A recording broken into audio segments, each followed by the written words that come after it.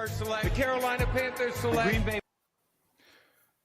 Good evening. This is Talking Sports with Evan, NFL Draft Edition. And once again, NFL Draft is here. Christmas to my ears. And did have a music bed to play, but apparently it wants to start from the middle of it instead of the beginning.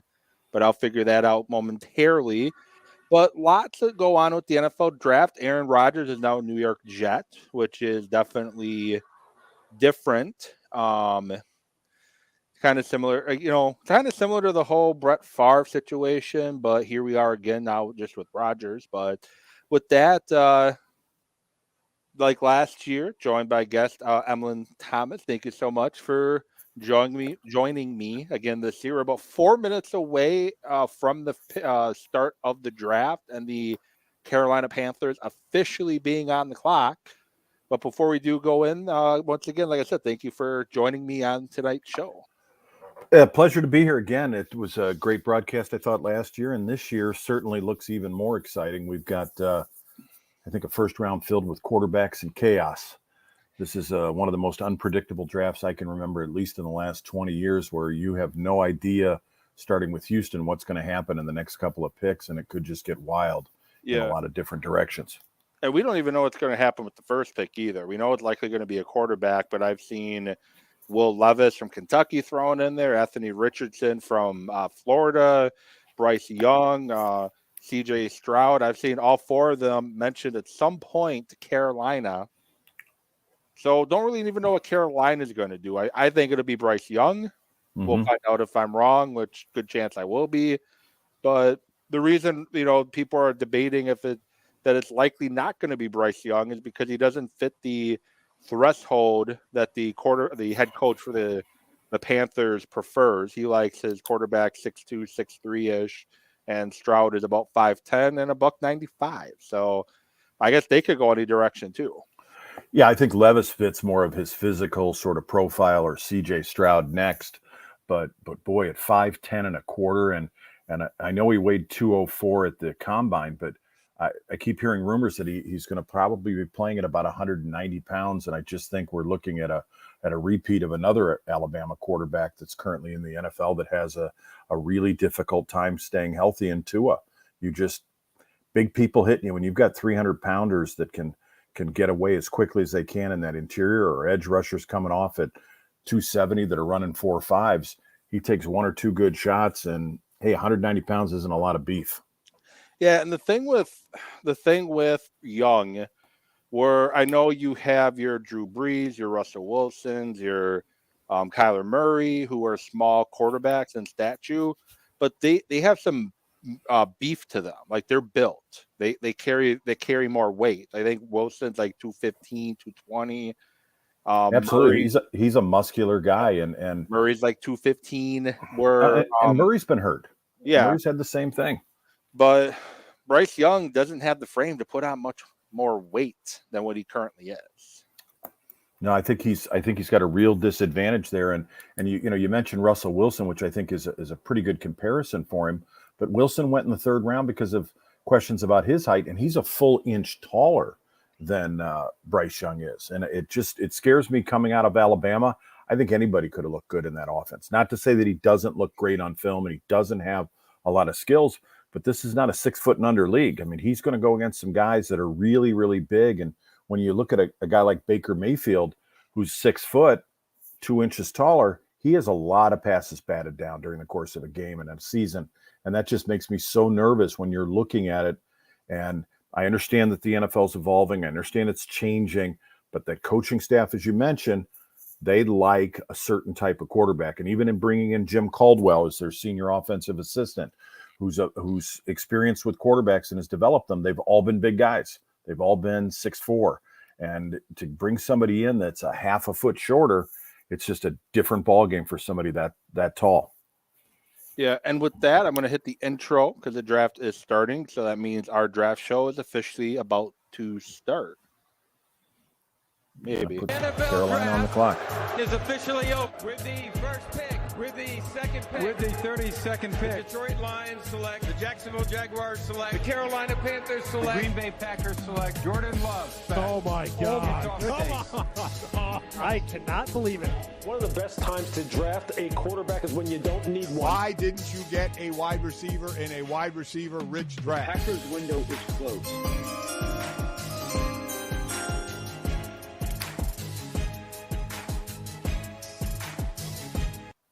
And as we heard the commissioner say in the music bed here, he's about to probably step on stage any moment now. At the draft, at the NFL draft is now open. I picked a couple of the clips there just because I think it's very fitting. 3 years ago, 3 years ago, 4 years ago now, the Packers selected Jordan Love in the first round in a wide receiver rich draft, which, going into that draft, Jordan Love was actually projected a first round pick by a lot of the draft pundits. Like I think Bob McShay especially thought he was going to go before your Tuas and your Herbert, which obviously was wrong.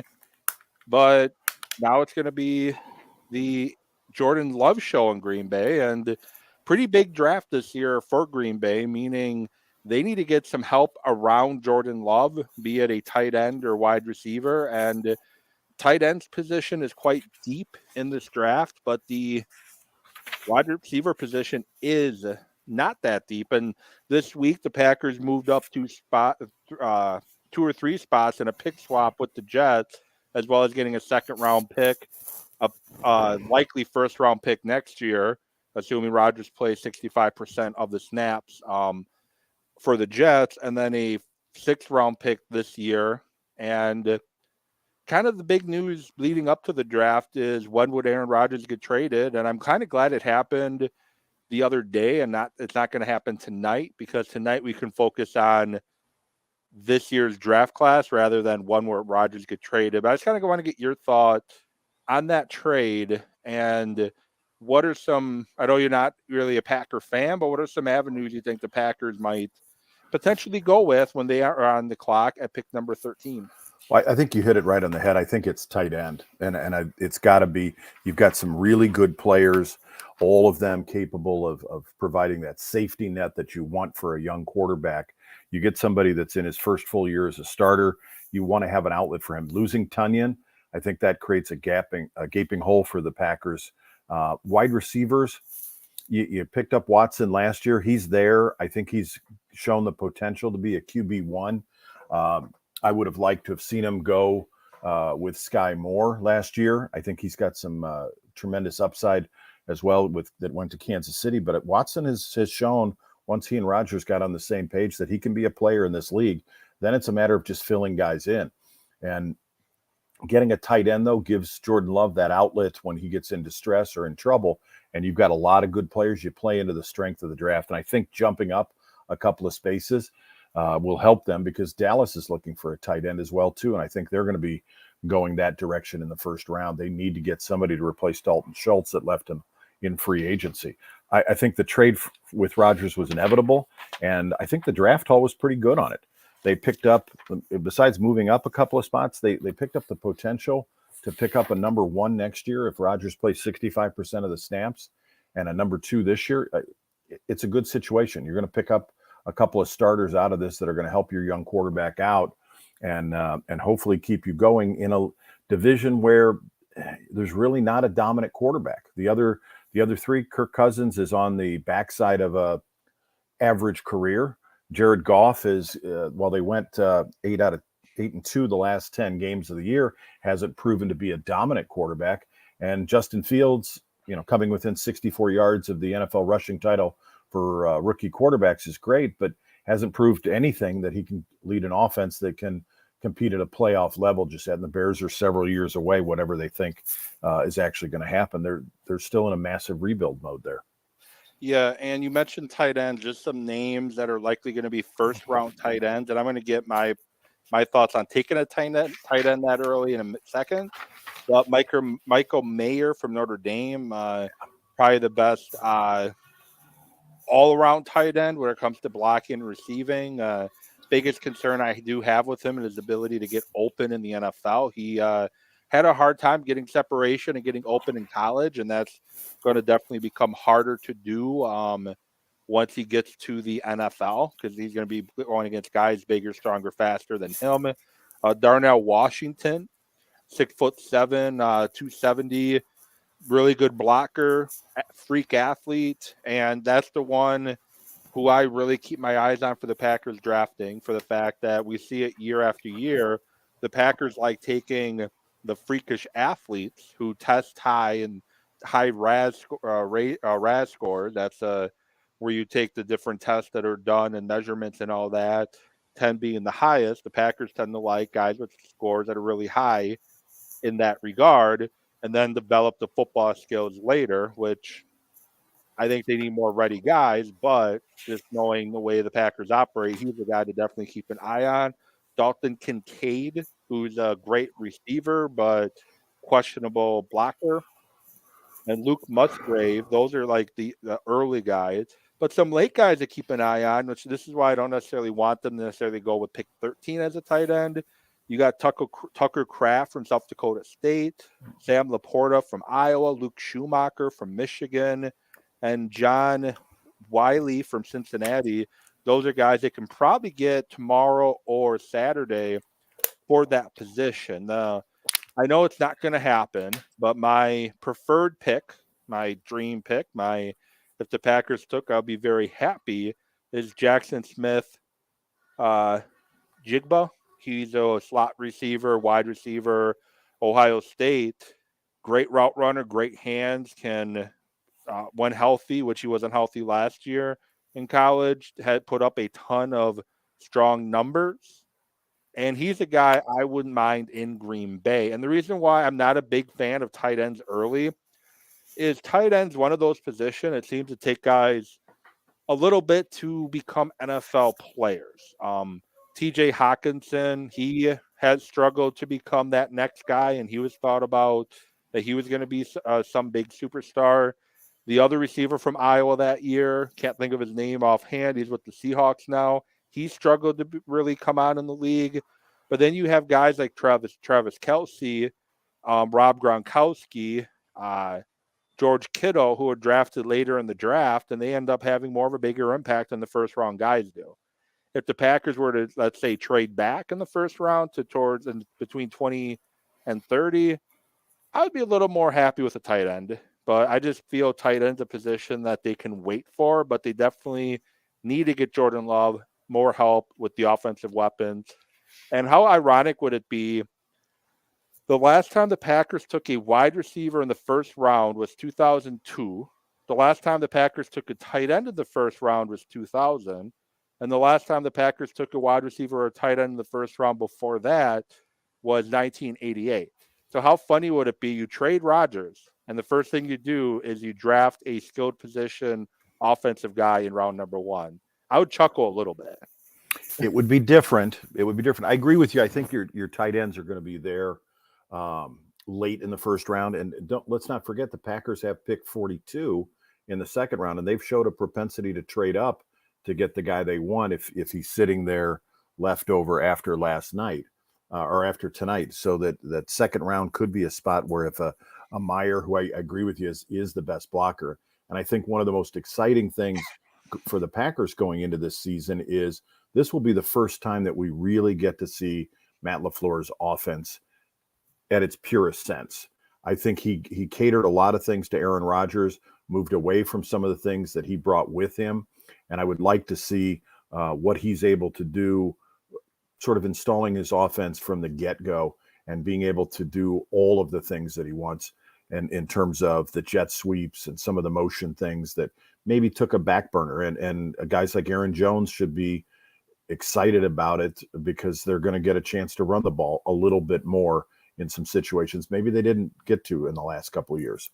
Yeah, Rodgers is one that has said before that there's two versions to Matt LaFleur's offense. There's the way he would like things to be ran, and then there's the way they actually run things. And that's definitely something that rubbed me the wrong way, to be perfectly honest. But one of the first things he said as he was learning the new offense is two versions. There's my version, and then there's the offense's supposed to be. Yeah, and then the First stories that came out system at the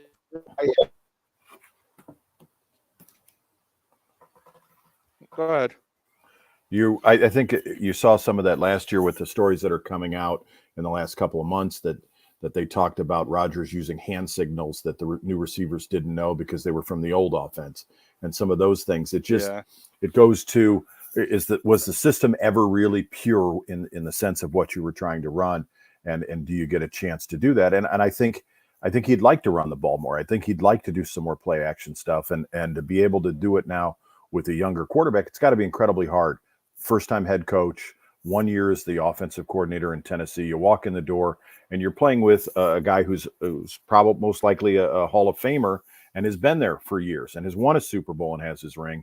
And you're trying to sort of battle that when he's not much younger than you are, and that becomes a difficult situation for any new leader in any new situation to have. And he handled it well. I mean, 13-3 his first 2 years out the gate. It's a heck of a run. Yeah, Looks like we got Carolina on the clock now. Yep. Carolina is officially on the clock. So the Chiefs Super Bowl champions out there early on with celebration of the Lombardi Trophy. But I was just going to say, when you look at year 2 and year 3 with LaFleur, when Rodgers was more bought in on what the offense wanted to do, the offense flowed a lot better. And then year 1, year 4, it's almost like Rodgers just wanted to do what he wanted to do. And one thing I like about Jordan Love, he's probably not going to be great right out of the gate, but he's going to run the offense the way LaFleur wants to run it. So now we get to kind of see what kind of coach LaFleur is too. He doesn't have that safety net of Aaron Rodgers who can make something out of nothing, to Devontae Adams, who obviously left before last year's draft. We get to finally see what LaFleur is. The one issue I have with LaFleur is Joe Barry is still the defensive coordinator in Green Bay. I wish that's a change they would have made, as the defense is too inconsistent with Joe Barry, and a lot of times it doesn't seem like they're ever on the same page. And then you get the third and short. Let's go 12 yards off the receiver, where they only need 4 yards. And what's the quarterback going to do? Just quick pass to the receiver, and boom, first down. That's what I don't like about Joe Barry. It takes him too long to make adjustments, and when he finally does, and they work, he then goes back to what wasn't working. So yeah, that was a questionable.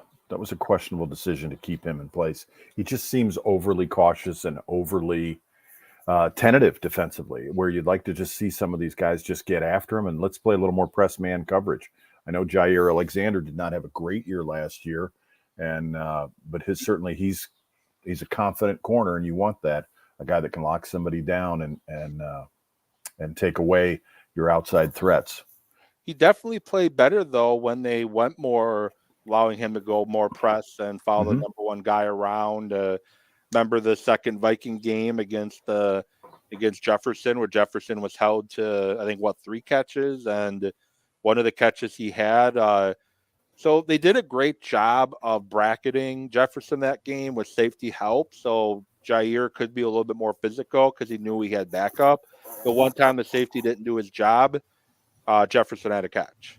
So, like I said, he's shown that he can make those changes, but too often he does it too late, and then he goes back to what was the problem in the first place. So Carolina's on the clock. We talked about it already. We're thinking quarterback. I'm thinking Bryce Young.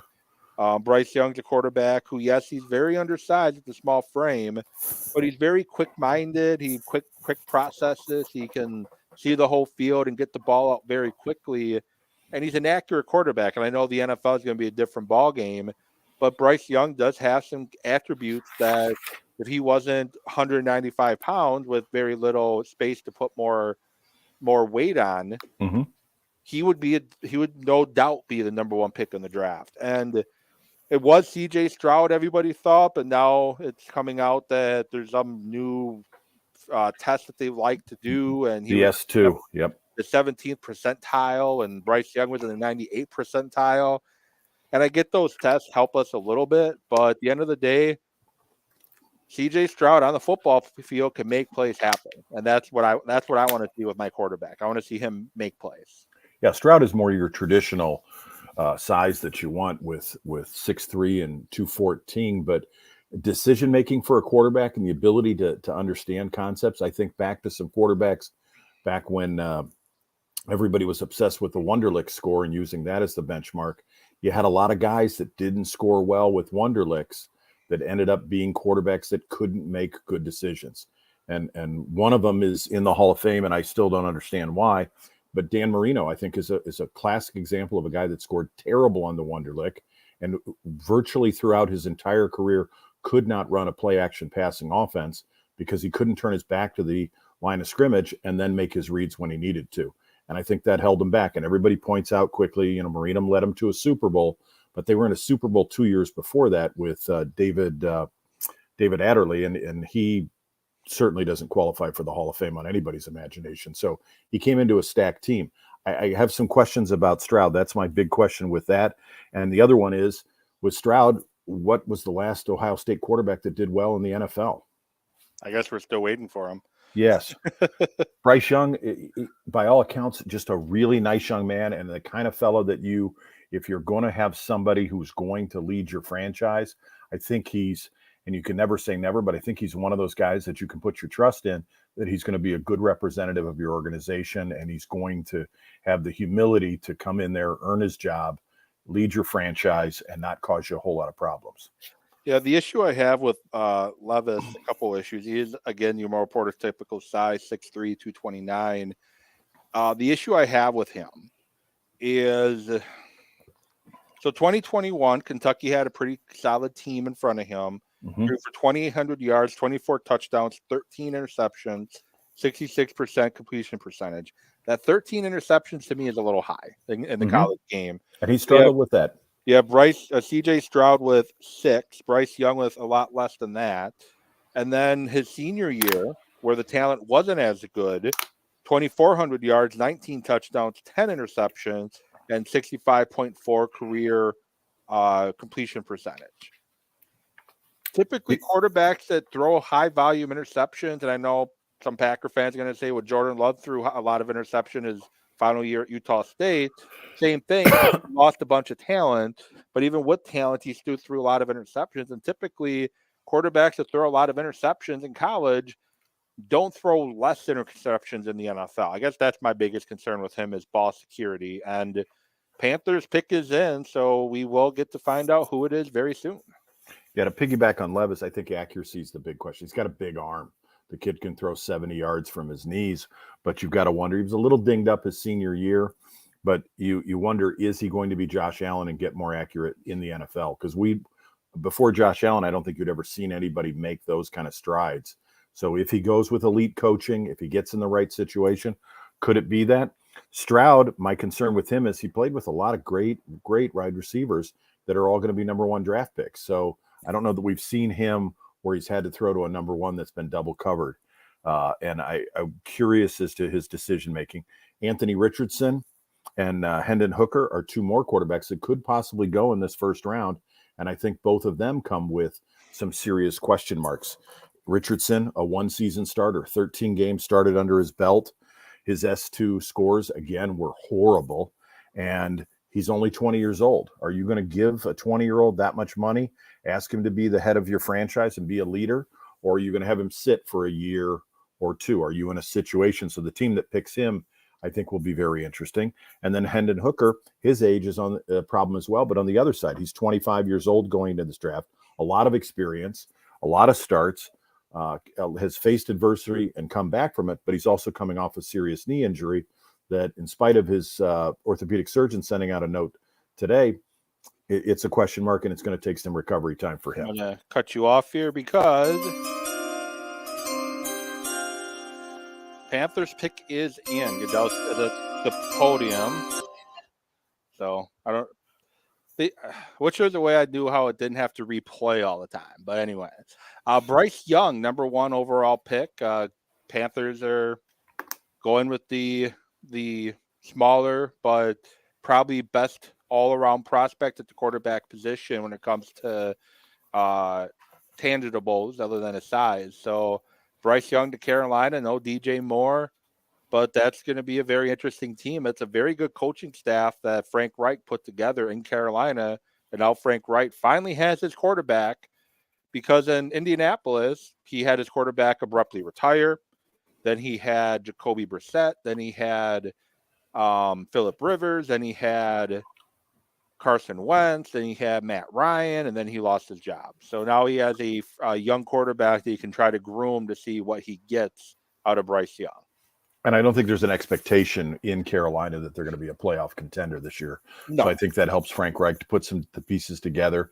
And they've got a decent team around him, and they'll just continue to grow. This is the third time that Carolina's had the number 1 pick in the NFL draft. You go back, they drafted Cam Newton back in 2011. And before that, they had the first pick overall in 95. They traded down, picked up the number 5 pick and another pick. And then they ended up selecting Kerry Collins. So it wasn't a surprise that they went quarterback here with the first pick, given need in their history. Now the draft begins. Yeah. Everybody early on thought Houston was going to go QB. Now, I don't know. I think Houston still goes QB. I think it's more of a smokescreen to try to I think Houston is trying to see if they could trade back, because they knew Bryce Young, who fits what Ryans wants to do in Houston with his style.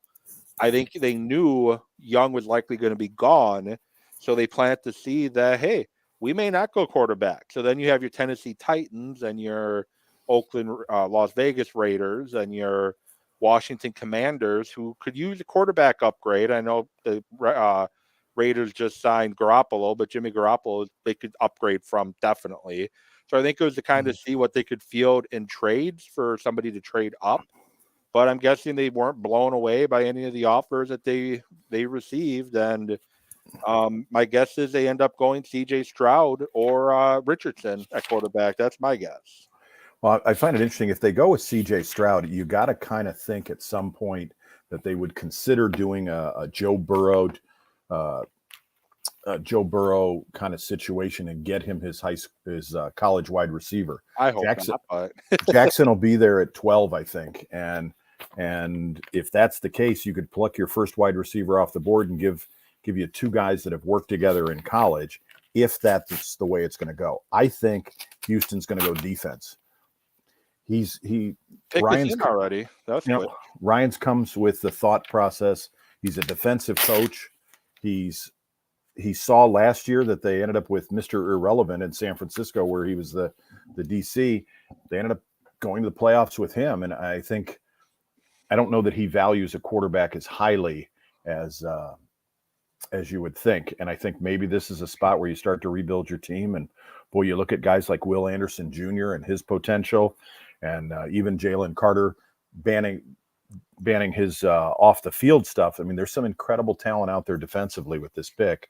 And truthfully, there's some good quarterbacks in next year's draft that may affect his thinking.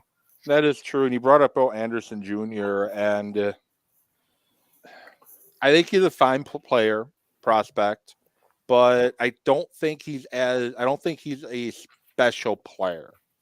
Against Tennessee, against I can't remember what the right tackle's name is. I think Wright is his last name, who, again, I wouldn't mind if the Packers took in round 2. He handled Anderson easily in that game. If this was, let's say, a draft where you have like a Myles Garrett or Bosa, Anderson's nowhere near top 5, because he's not in those categories. He's not in those guys' categories at all. And I think Anderson's going to become a fine player, but he doesn't jump off the page to me as a top 5 player. But with the way the draft is this year, where there's only about 15 to 20 actual first round value guys, he's one of the top 3-4 players in this draft. And it's kind of because of this is a very lackluster year for the NFL draft. Yeah, I think you're going to have a lot of guys, if they get in the right system, can be super productive. But you don't see a lot of guys when you're looking down the potential first-round picks that you just immediately pencil it in and say, yep, he's going to get a gold jacket someday. He's going to be in the Hall of Fame. You can lock him in at left tackle for 10 years or a right defensive end or a corner or any of those guys where they're just dominant. I think Anderson's a little undersized for me. He's only 6'3", 253. but he's incredibly strong, and he's moved some 300-pounders just with his upper body strength, and comes from, I mean, let's be honest, he's been coached by Nick Saban and his staff. He's played in an NFL-style system, and he's played well there. Yes, he's played with a lot of good guys. Against the SEC is not all Alabama's and Georgia, so when you're going against a Vanderbilt or a Kentucky, you're not going against guys that are going to be top 3 picks in the draft. So, yeah, but I think I just keep coming back to Ryans as a defensive guy, and I think here it was, I am shocked that the pick went in so quickly. I thought they would entertain some trade offers, because if I'm Indiana, I'm sitting there just hoping that the quarterback that I fell in love with falls to me. And right now, 4 of them are still on the board. And we got I think. Oh, here we go.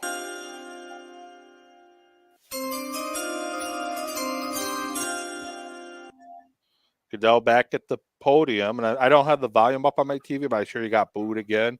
And it is C.J. Stroud. So that was a smokescreen. Yep. So I think if they got blown away, they would have traded back. I don't think they got an offer that they liked. But C.J. Stroud, very good arm, showed against Georgia, by the top defense the college football scene in a long time. It was even better after losing how many starters of the NFL last year? And Stroud was able to extend plays and beat him with his feet and keep plays happening. And if Marvin Harrison Jr. doesn't get taken out of that game with a concussion, there's a chance that Ohio State's playing in the BCS, not BCS, the college football playoff championship game against TCU rather than Georgia, because Georgia had no answer for Stroud to Marvin Harrison Jr. at all. And as you mentioned, Jigba, the Ohio State receiver, will probably likely be the route they go to give him some help right away at the receiver position. Yeah, I think that makes a lot of sense. And if the Packers had targeted him, they're picking at up. 12. They're 1 pick ahead of where Green Bay is going to be selecting in this draft. So they may have to move up to get Jackson Smith-Njigba. And that'll be interesting to see who's willing to trade with him, whether it's the Bears at number 9, Philadelphia at 10, Atlanta at 8. I think it's just a matter of you got to wait a few minutes here. I don't see the Colts going wide receiver. Arizona. Yeah, Colts have got to go quarterback. I don't think Arizona makes their pick here at number 3. I think they've got too many holes and too many spots they need to fill. They're not a contender. They're in one of the toughest divisions in the NFL. And with Murray out, the one special player you had, I'm not sure that Hopkins is going to be there for the start of the season. Hopkins is probably going to get traded tonight. Yeah, good chance of that. And we had 9 trades last year in the first round, and we had 20-something overall. So you got a chance of that. 37 draft day trades last year in the draft, and 9 of them here in the first round. So we may see more tonight, but I don't see Arizona making this pick. You just got to think at some point they got to stockpile more things, and they don't need a quarterback. Yeah, according to their assessments. If they do make this pick, this is where you're going to likely see Will Anderson drafted. Carolina needs pass rushers. J.J. Watt's retired. They had a lot of injury up front. Their safety, Buda Baker, wants to be traded. They're not going to take a safety at number 3. I'm just going through what the Cardinals need. Use some safeties. They could use cornerback, and Gonzalez from Oregon is a very good corner, which they could trade back to get for a court team that wants a quarterback right here, jump ahead of the Colts. Or maybe the Colts decide to jump up because they think a team's going to jump ahead of them. Could use offensive line help. Use wide receiver help. So there's a lot of needs the Cardinals have right now, and trading back would definitely be beneficial to them, as you can accumulate a lot of picks and find a Meyer from Clemson later in the draft, or Van Nice from Iowa, going by his nickname's Hercules. You can get him later in the draft for pass rusher. There's options later in the draft than picking here at number 3 if they want to go defense to help that pass rush. Yeah, and as you said earlier, this is a draft where it's kind of a very similar talent from this pick all the way down to the end of the draft. So it's a matter of fit and finding the right guys that you want. I got to think at some point Tennessee's got to be a player here at the number 3 pick for some off the field reasons. They're trying to get a new stadium. You're not going to get a new stadium with Ryan Tannehill and Derrick Henry as your stars. And Henry's as great a player as he's been. He's a running back. He's done in a couple of years. If you're going to try and get a new stadium built with some public funding there, you're going to have to get your fan base excited. A new quarterback that you could bring in, and you've got a couple of projects from this point. Levis has got some issues to work on. Anthony Richardson, 1 year as a starter at 20 years old. He could afford to sit on the bench for a season or two. And Hendon Hooker, who's a local kid in a sense that he went to Tennessee and in Knoxville, he could sit for a year, although you don't necessarily want 25-year-olds to sit for too long, but he could rehab his injury, learn the NFL, and then come in and be your starter next year and get some folks excited. Something's got Adam Scheffler excited right now. I don't have the volume on, but he got looked on his face, and now he's pointing at the TV and the camera. So I wonder if a trade has come on. And Miles Murphy is a guy from Clemson I was thinking of. And then you also have, like I said, Lucas Van Ness, who can be drafted later. Keon White from Georgia Tech you can get later in the first round. Will McDonald you can get in the second round from Iowa State. So they have pass rushers out there. Mm-hmm. And there's corners out there too, which I think they could use. And the difference between Gonzalez and Witherspoon from Illinois, I don't know. Yeah. And I was just going, if they trade back and not take Will Anderson, there's other options out there at edge they can try to reach out for. Okay, I have a tweet from Shefty coming in, and they're off. The Arizona Cardinals have traded the number 3 overall pick to the Texans per sources. And okay. That is shocking. I wonder if they go Will Anderson here. That would make a lot of sense. That's what they're showing on TV right now is Will Anderson. The Houston Texans could use defense. You talked about that. A defensive head coach. They could use some help on the defensive side, and Arizona moves back. And I don't think you take an offensive lineman here. It's too early to take the Ohio State receiver at this spot. And the pick is in. My guess is it's probably going to be Will Anderson Jr. My guess is that's where it's going to be. I'll be interested to see what the trade is. I'm seeing a report that the Cardinals and the Titans were discussing a potential swap of first-round picks, with Tennessee moving up from 11. Per a league source, the Cardinals wanted to include DeAndre Hopkins in the transaction.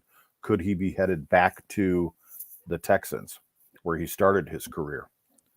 Maybe. Looks like they want to unload him, and if they're trying to unload that big salary of his, get it off the book. Your rebuilding team, free up space to bring in the guys you want.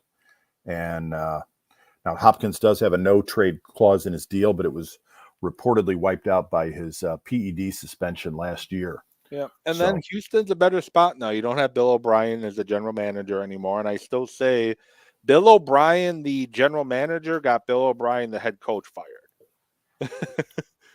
O'Brien's record is not bad, and you look, there were as a lot a head of coach, no, but as a general manager, he was awful. Well, and that organization has, from the top, has just been a bit of a mess, and the whole Jack Easterly situation was just bizarre, to say the least, putting him in charge of football operations when he was basically a team chaplain before is just an interesting choice in organizational development.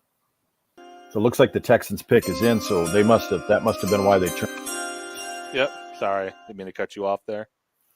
And you have the sound effects on and you're not in the same room. It's hard to, for those watching or listening later, it's hard to, get the timing down on those things. So I do apologize for that.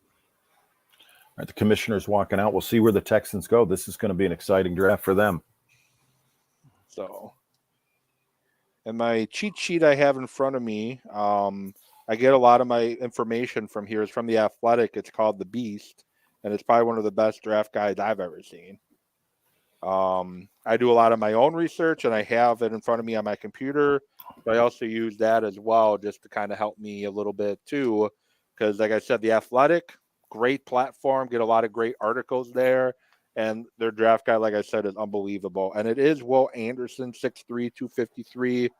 Mentioned his size is a little bit lean framed is what The Athletic said about him. Lacks ideal body mass, but explosive first step with closing burst, bendy, flexible frame to attack from a low position and strike blockers from different angles.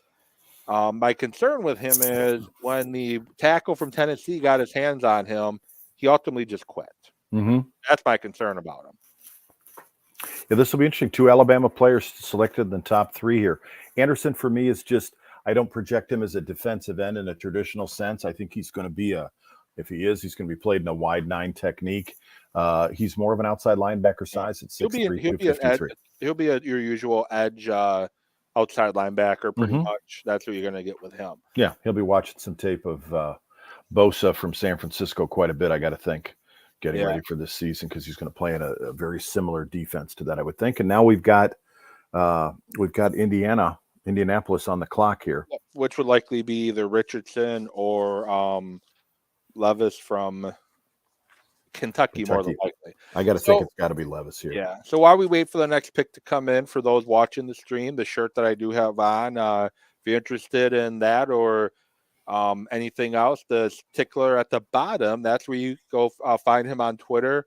That's where you can find this shirt. And I should have added the website as well, but that's where this shirt came from. It's Rashawn Gary, Practice Safe Sacks. And the creator of that, Dakota, who also did my logo that you see in the top corner of the screen and in the background a little bit, he did that logo as well.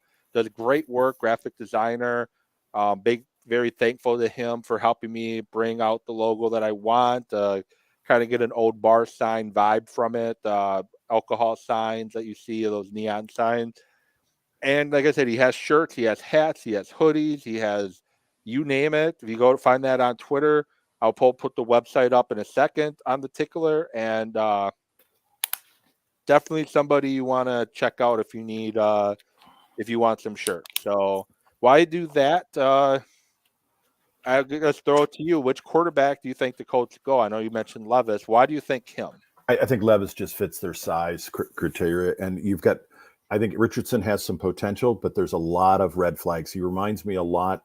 Whenever I think of one-season starters, I think of guys like Mitch Trubisky, or going way back, Akili Smith, who was the 3rd overall pick in a year where quarterbacks went 1, 2, and 3 in '99. We have a situation here that we could rival the 2018 draft. We had 4 quarterbacks go in the top 10 that year. You had Mayfield at 1, you had Darnold at 3, you had Allen at 7, and Rosen at 10, and that has mixed results. 3 of those quarterbacks are no longer with their original team 5 years later. And then you had Lamar Jackson, who signed today at 32. He was picked. So and by the way, Lamar Jackson now is back with Baltimore, so that changes their draft strategy, I got to think, where a guy like Richardson may have very well been in play for them. Now he's back in, signed to a $180+ million guaranteed contract through 2027. I think 230 overall is what the number is, but we'll get that, I'm sure, in the next couple of days. But Indianapolis will be on their, 6th year in a row with a new starting quarterback? Yeah, since Andrew Luck retired. So Andrew Luck came back when I think most of preseason or training camp. I think it was after the first preseason game he decided to retire, or second. Mm-hmm. Then you had Jacoby Brissett. Then you had Phillip Rivers. Then you had Carson Wentz, and you have Matt Ryan. You also have a lot of other spot starters thrown in there, which is how ineffective Matt Ryan and Carson Wentz were. If I was Indianapolis personally, what I would have done is I would have went and made an offer for Lamar Jackson. You are a team that's ready to compete for a championship now with who you have on that team. Do you really want to wait for a quarterback to develop? And you saw what the head coach, who used to be the offensive coordinator in Philadelphia, you saw what he did with Jalen Hurts. I think he would have even more success with Lamar Jackson at quarterback. So I think it's Levis too, but I wouldn't be surprised if they went Richardson, just for what Jalen Hurts could be in Philadelphia. Yeah, and that means you're going to sit him for a year or two and let him develop and grow. He's still a very young man. I disagree with you on Lamar Jackson. I think there's a big difference between him and Jalen Hurts. One is, I think Lamar Jackson's physically done. I think he's getting into that RG3 territory. He hasn't played a complete season in years. He takes too many shots. And I don't understand signing him through 2027. I think the guy's got 2 or 3 years left, and he's just going to flat out be done. And he hasn't played well at the end of the season, and he's played horrifically in the playoffs. Yeah. And at some point, you're going to get judged as a quarterback, fairly or unfairly. You're going to get judged on your postseason record. And I don't know if he's one of those guys that just never wins a title.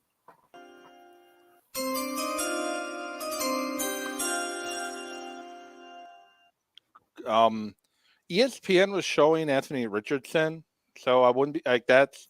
I think they're gonna, Richardson. Wow, they're gonna go. Yep, they went with Richardson.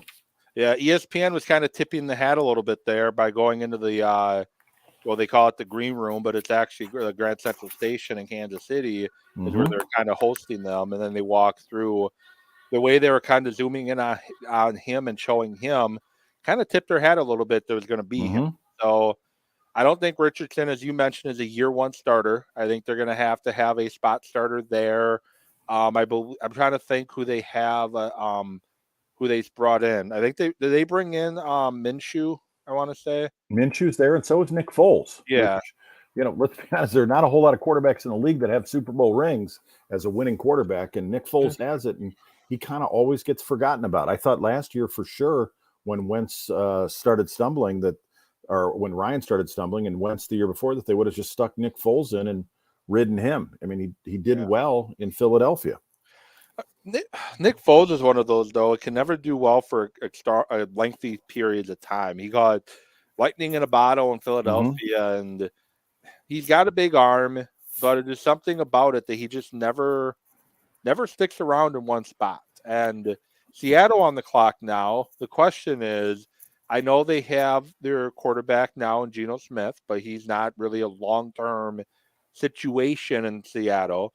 You also need help up on defense, on your defensive front. So Carter definitely in play here, Jalen Carter from Georgia.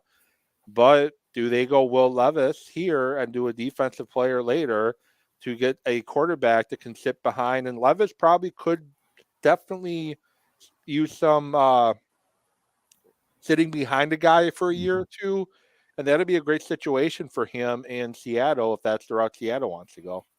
I don't know if Pete Carroll at 7 years old wants to wait.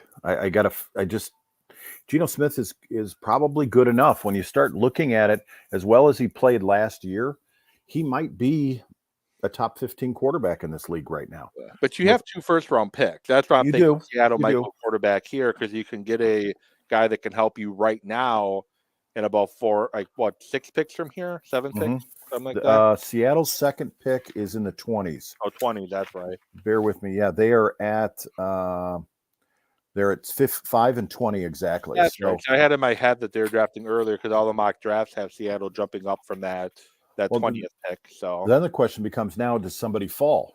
Does Levis or Hendon Hooker? Do they start to fall? And we see somebody just end up at the bottom of the first round. Does Levis have enough warts on him that nobody is quarterback needy enough to take him? And you start looking through it. I don't know. Maybe Levis is in play as a backup for Garoppolo, who has that same problem of getting hurt a lot. But he's a big Tom Brady-esque style quarterback. Hendon Hooker, I think, is going to be available. I think those are the guys that.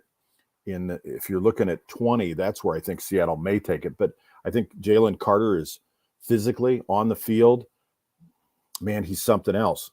Is he a head case? Probably. Is he a motivational issue? Yeah, but Pete Carroll has done well. He's always been a guy that's built coaching staffs that coach people up, going back to his days at SC. And I think he gets through to a young man like that and creates it. And Seattle is such a young team now that Geno Smith is, you put the money on him, and I know they can out after 1 year, but he's kind of the veteran leader you need for a young team. Yeah, and with Carroll, he does not mind taking chances on guys that can be a bit of a head case, because when he got Marshawn Lynch, the take on him was he was a head case, and Lynch had a very solid career in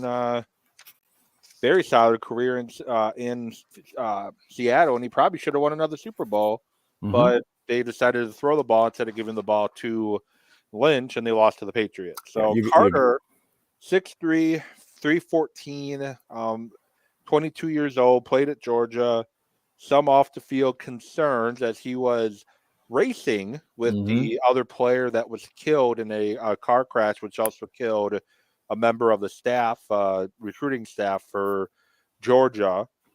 Good play strength, inconsistent anchor, and he's a guy that had some injury issues this past year too. His legs, and when you're a guy of his size, I'm a bigger guy too. Those leg injuries can take a while to heal when you have them. So Yeah, looks like Goodell's about to come to the podium. he didn't test well at the combine. He didn't do great Or his pro day. He didn't do well at his pro day either. But man, you look at his tape and he just dominated. And if Pete thinks he can get in his head, then who far be it from us to second guess that. I think he's got the ability to be a dominant player. And you're picking at 5. You'd like to get somebody that's perfect. There aren't any perfects in this draft. I think he's a guy that Pete Carroll goes for and really puts it on it. And one of the pre-draft analyst was talking about it. One of Jalen Carter's problems may have been that the minute he stepped on, and this is hard to imagine, when he stepped on Georgia's campus, he was the best player on the team. He was the best guy on a defense that had 3 first-round draft picks last year in the NFL draft. He's been a great player. Now he's going to go up against fellas that are a few years older, and he will no longer be the best player on the field. He will no longer be the best lineman possibly on his team. And to adjust to that, I think it gets into the mental thing. I'm sure Seattle's done a ton of research. His off-the-field stuff is concerning, to say the least. So if they can get somebody that they think they can motivate, if not, then I think it's a corner. I think it's either Gonzalez or it's going to be the kid from Illinois, Witherspoon. Yeah, and the way the length Seattle's taken is making me guess they're fielding phone calls for this pick because they've been on the clock. They're getting to a minute left. I want to say it's 10 minutes in round 1. Correct me if I'm wrong. Yes, 10 minutes. We are now at under a minute left, and pick is not showing to be in. Well, now it's showing that the pick is in, but I wonder if it ends up being a trade or they were just fielding some last minute calls. John Schneider, the general manager, him and Pete Carroll do a lot of good work together. A lot of wheeling and dealing there. Yeah. And if there's somebody that I've identified and a team that loves Levis, then this would be a spot to trade up to, because you got to think the Raiders are going to have some interest. Detroit might have some interest at number 6, and they're up with the next 2 picks. So maybe it's not necessarily a blockbuster deal to move up, but maybe Las Vegas wants to jump the Lions and bet on Will Levis as a backup for Jimmy Garoppolo. And right now on their roster, all they have is the ever-aging Brian Hoyer, who did not play well in relief last year of Mac Jones in his one session of game action and got injured, and opened the door for the kid from Western Kentucky. And then they've got Chase Garbers, who's basically a practice squad kind of guy on their roster. So Las Vegas is probably in the market for a backup quarterback, whether they get one in the draft and use it as a developmental quarterback, or if they go after and they just get a veteran that can back up Garoppolo, because you got to figure, given his track record, that he's not going to play all 17 starts. No. So going to have to wait till ESPN comes back from commercial before we get the pick is in. So most of these picks, I think, are already probably in per se, but TV wants to add drama and excitement and whatnot to it. So that's kind of why we have to wait till the commercial break is done, and then the analyst and all that other stuff that they do. Well, they made an event out of it, and I had the good fortune to attend the one they did here in Chicago, and they've really done a nice job of taking it on the road and taking it out of New York City and getting it across the country. And what an experience. From what I understand, they are expecting record crowds here in Kansas City. Yeah, it was huge in Nashville. It was huge in Vegas. Chicago had a big crowd. Philly had a huge crowd. And the crowd in Kansas City, right by the Grand Central Station area of Kansas City downtown, they look like that's a pretty big crowd they have there. And Seattle, they went corner. Yeah, Devin Wood. Yeah, he is. I'm a little surprised he's a little undersized. I thought they might like Gonzalez more. He's only 180 pounds, but he is for his size, a ferocious tackler. and that fits what Pete Carroll likes in his corners. Usually they're a little bit longer and not necessarily as fast as Witherspoon is, although the game is changing from the Legion of Boom days. But he's been a remarkable young man who's kind of flown under the radar, given that he's played for Illinois and they're not on TV a lot. But he's almost 6 feet tall. He's 5'11" and a half, weighs in about 180 pounds, and he is a heck of an outstanding boundary corner. Yeah, as you mentioned, great outstanding boundary corner, not afraid to stick his nose in and tackle. He reminds me a little bit of Jair Alexander, to be perfectly honest, with his playing style. Before the shoulder injury, some of the highlights he's showing on ESPN, those are things that Alexander wouldn't be afraid to do. So I think Seattle gets a solid football player. They have another pick at 20. Maybe they go offense there. Maybe they go defense again. Offensive line could use some help, but they're definitely getting a corner with some pretty good ball skills that should end up helping out right away. As you mentioned, they try to recreate that Legion of Boom situation where they used to have Richard Sherman and company, smaller than what they had, but they're trying to improve that back end of that defense to get that defense back to being a feared unit rather than just a unit people think they can just throw all over. Now it's interesting. You've got the Raiders at 7. Possibility that they like Levis, although he's not as accurate as a Josh McDaniel quarterback. At 8, and they could use a quarterback. They swear they're in on Desmond Ridder. I don't believe it. I don't buy that either. And then you've got a bit of a free fall. The Bears are not interested in the quarterback. Philadelphia's at 10. They've got to be smacking their lips with the pick that they acquired from New Orleans. And then the Titans are at 11. The Titans might just be holding. They've got 2 quarterbacks on the board that they could very well be interested in. And I got to think, if I'm the Packers and I want Jackson Smith and Dobo, that I'm thinking about trading up, because Houston is, well, I guess Houston's gone now at 12. I got to assume that their pick was traded. Yeah, Nigba can definitely fall to Green Bay now with Houston out of the way. The Bears are a team to look out for potentially taking him. They could use some help at wide receiver, rebuild that offense, give Justin Fields some weapons to try to improve that passing game a little bit. The line can go a number of different ways. The defensive line could use some upgrades. Corner, Gonzalez is an option here. You have Jared Goff, your quarterback, had a career year. I guarantee you Goff does not repeat the performance he just had this past year. That was an anomaly for him. That was an outlier season. He's not going to have that season ever again. So if you're Detroit, do you? I think you have 1 or 2 years left of Goff, and then so do you take a Levis and sit him for a year or 2 behind Goff, and then you let Goff go when his contract's up, and you get 3 years of 3 to 4 years of rookie contract with Levis while you figure out if he's your guy. I'm getting the notes on the Texans trade to move up to number 3. They gave up quite a bit. They gave up the number 12 they got from Cleveland with the Deshaun Watson trade, and a 2024 first rounder. They have their own pick and Cleveland's from that same trade. Those also gave up the 33rd overall pick this year. So they gave up one right at the top of the second round and a 2024 third rounder. Cardinals also sent the 105th pick in this draft to Houston. So really, totaling it up, you gave up a second, a first, and a first to get up to that. So that's 3 starters for Will Anderson, you got to think. Yeah, and you gave up a lot, but at the same time, they have the majority of the Cleveland Browns draft picks, too, for the next, 3 years?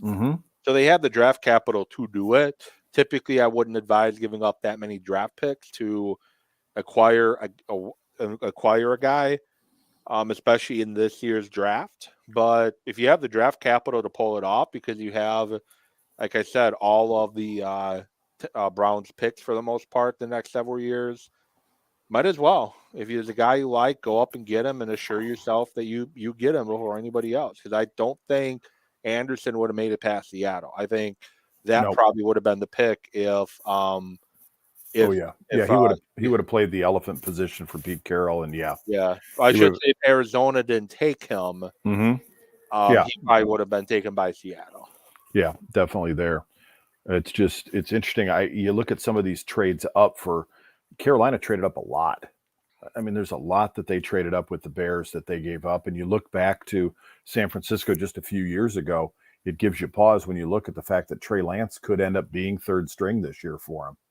And he may just never develop. And that's the part that scares me about an Anthony Richardson.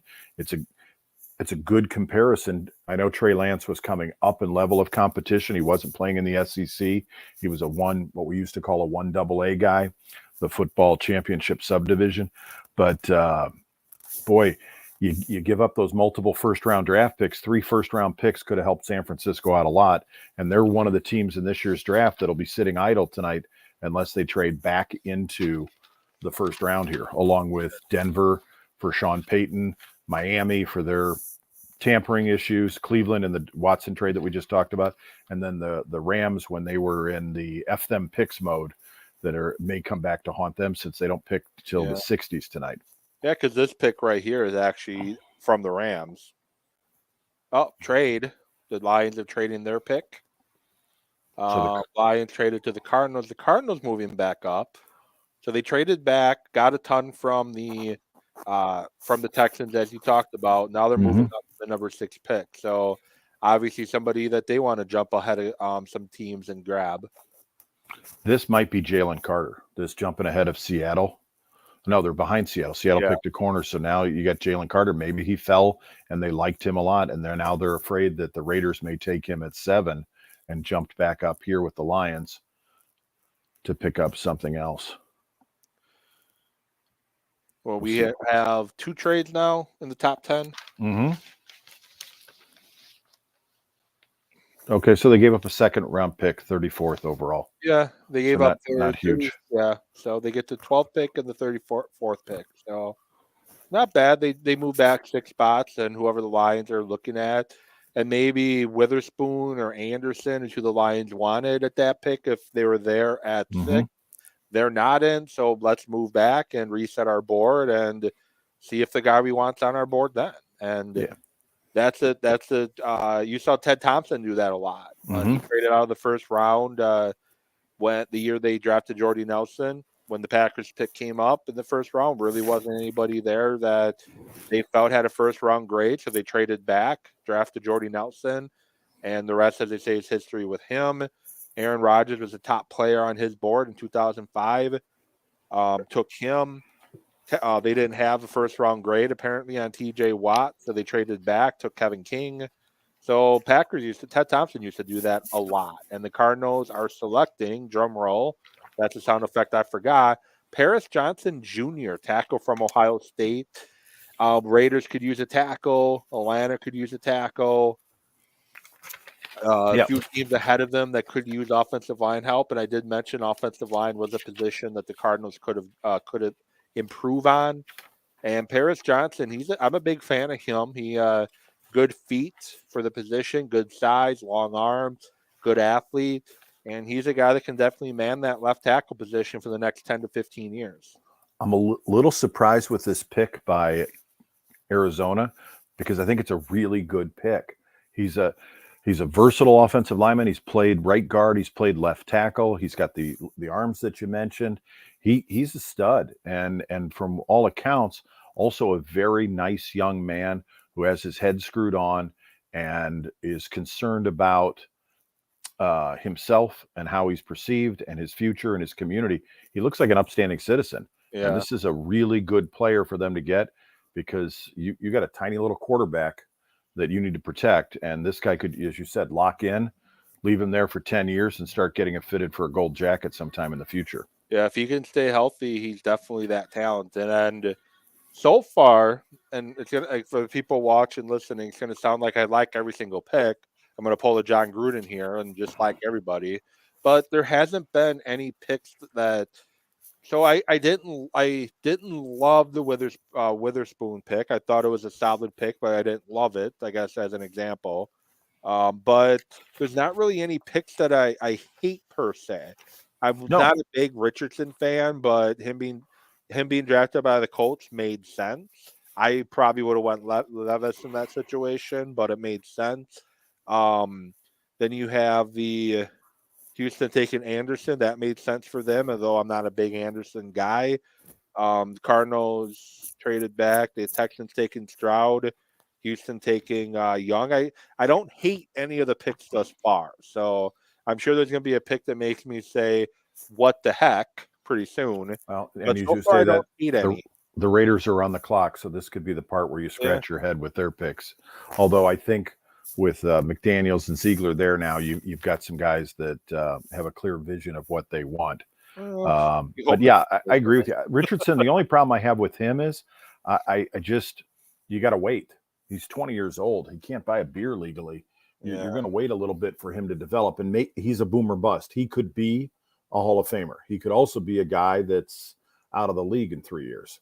Yeah, the concern I have with Richardson is he's going to be kind of like a Cam Newton, that he may have a stretch where he's playing outstanding quarterback, not necessarily MVP level, but his playing style is going to eventually wear him down, where his body's going to break down. And, because the thing that stopped Cam Newton from being an all-pro quarterback is his body broke down. Mm-hmm. That was and Steve Young famously said it. You don't see a lot of old running quarterbacks. No. And I know he ran for over 6 yards a carry in college, and he did well with that. But yeah, that's got to just take a toll and a beating. And I think, to me, Indianapolis needed to get somebody that can come in there and can be your true franchise quarterback. You had the 4th pick in the draft. Unfortunately, you had it in a year where every quarterback that's going to go in the first round has some question marks and some things that don't make you super comfortable. I'm a little surprised they didn't go heavily after some of the quarterbacks that were on the market. That Derek Carr made a lot of sense there with his playing style and the fact that he's going to live and he's going to last and he's going to not take the shots that you want to. But it's interesting. The first offensive tackle went off before the first receiver. This is a little bit different. This isn't a good receiver draft, though. There's like 3 guys that could go first round. The receiver from TCU, Johnson, Ohio State receiver. Then you have the USC receiver. Name escapes me right now. He used to play for Pitt. He's another guy that could potentially go in the first round. Flowers, if somebody overlooks his 5'9" height. He's explosive, but again, he's very explosive. A size guy, again, another size problem fella. Addison is what I was talking about. Jordan Addison. He's a guy that could potentially go in the first round. So the past few years has been very wide receiver rich drafts. This year, not so much. There's not a lot of first round talent. There's a number of 3rd, 4th, 5th round guys, but overall, there's just not a lot of first round talent at that position. And the Raiders starting to take a lot of time, so you wonder if they're talking to anybody about a trade.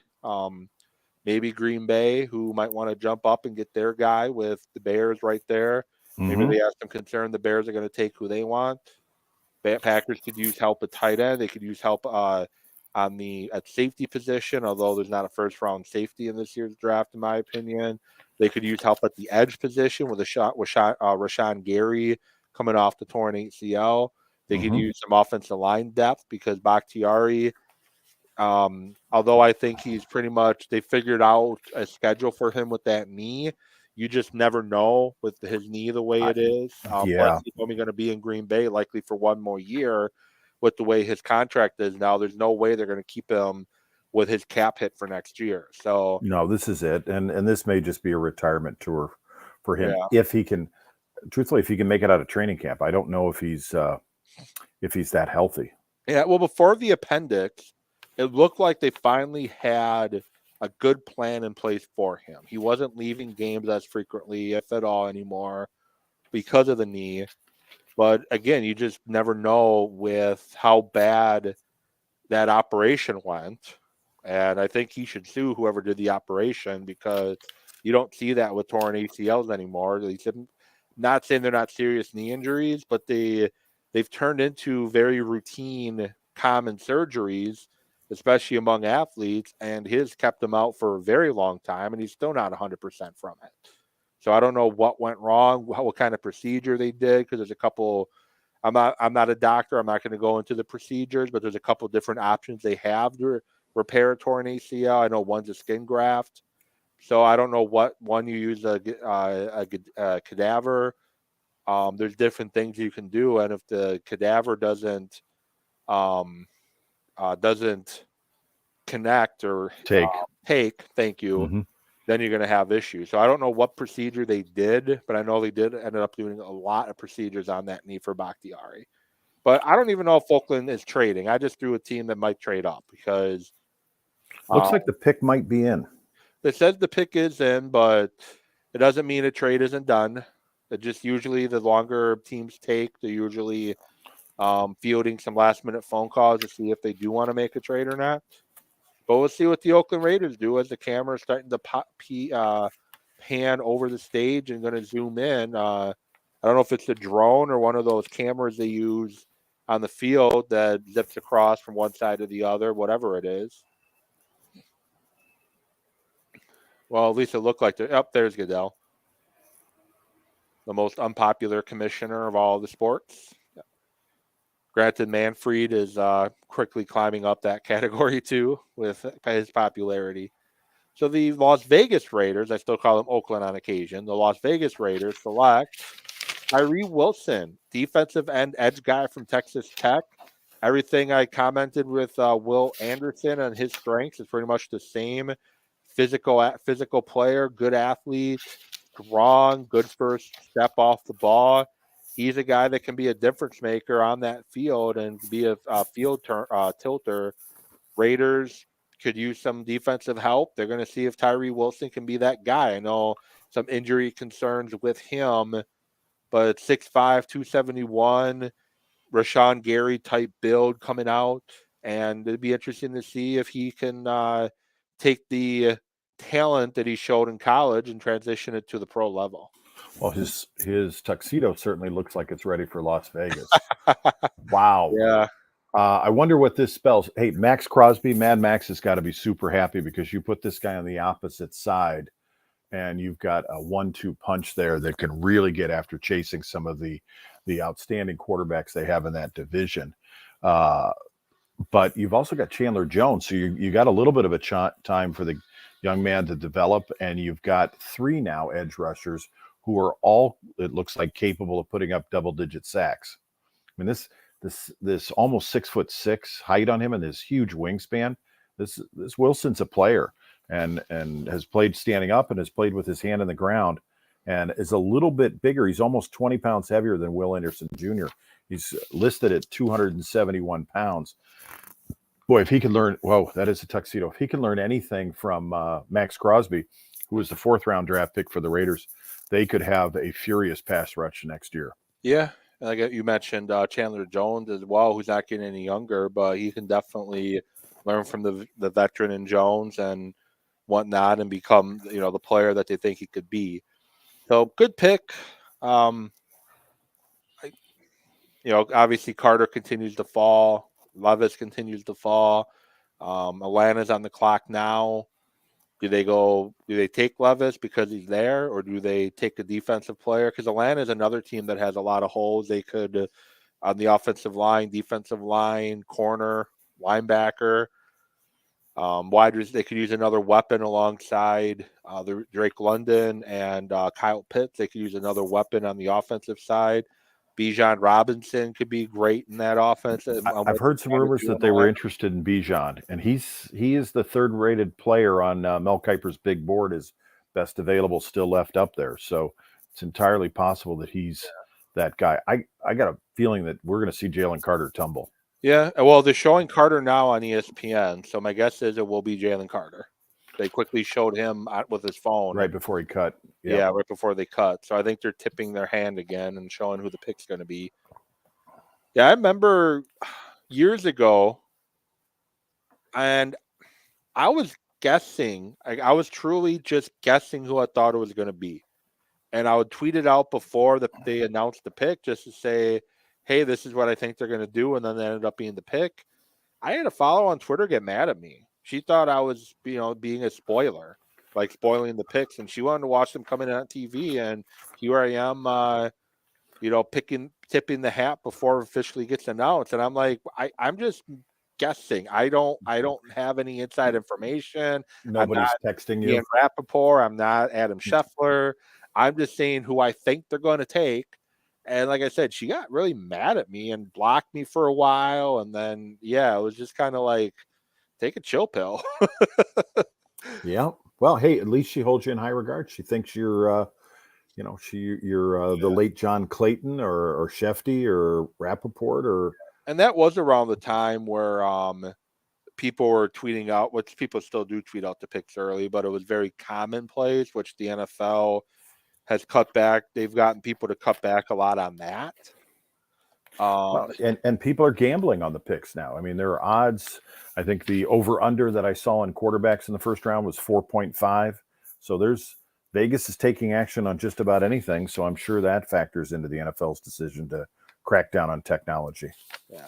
And I do want to say we wait for the next pick to come in. And I'm, those that know me and know Emlyn, we do a lot of stuff with the Racine Raiders. And the Racine Raiders has a meat raffle at Angry Brothers Pub and the Lane's Golf Bowling Alley in Racine, Wisconsin on Washington Avenue. So if you're in southeastern Wisconsin, hit up the meat raffle. There's a lot of great raffle items and silent auction items and meat options and whatnot that are going to be there. And the Racine Raiders are a minor league football team in Racine, Wisconsin, 501(c), who we're having this event to help raise some money for a lot of different a lot of different things. And we have a new league this year that we're in, going to 70th season, 40th year from the national championship team, going for our 10th national championship.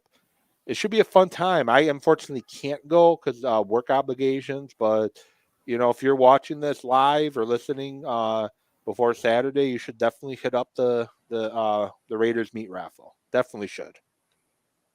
Yeah, an exciting year for the Racine Raiders, and what a great fan experience for families in the southeast Wisconsin area. Good football with a couple of former D1 athletes taking the field for them. Yep, and the Raiders got a lot of players. So used to be in the MSFL, Mid-States Football League, a lot of teams from that conference. The Raiders left the league, and then a bunch of teams from that conference ended up ceasing operations. And the Chicago Bird Gang, some of their players joined on with the Raiders. Probably one of the most talented teams that I've seen the Racine Raiders have in probably the last 10 years, I would say.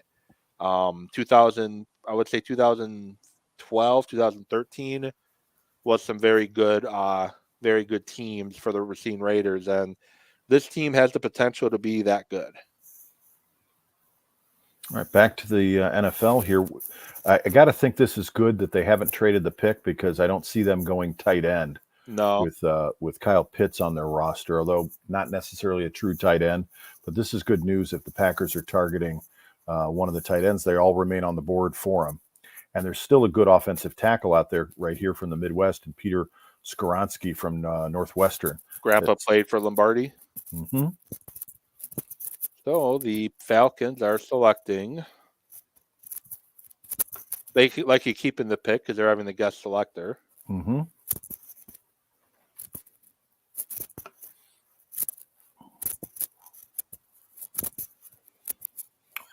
Boy, he looks like he's about ready to just exhale or pass out at the same time. Yeah, the little brother looks kind of petrified right there. He looked kind of nervous. NFL's done a great job of making this into both a TV event and a live event. You think about something that's could be as boring as it is, and boy, they've turned it into a camera-worthy experience. Oh, they lowered the camera. They panned away quick, and then either he stepped up on something or they lowered the camera. And Atlanta selects. My guess is Jalen Carter. Bijan Robinson. Oh, Bijan. So my first guess was correct when I said Bijan before. So not surprised here. I'm in the don't take running backs in the first round category. I think running backs have become such a low value position. You get very few years where they're highly productive, and then you move on to the next guy. And every running back that's been highly paid hasn't really lived out the contract. Ezekiel Elliott in Dallas, Christian McCaffrey in Carolina before he got traded to the 49ers. Former Rams running back Todd Gurley didn't live up to his contract.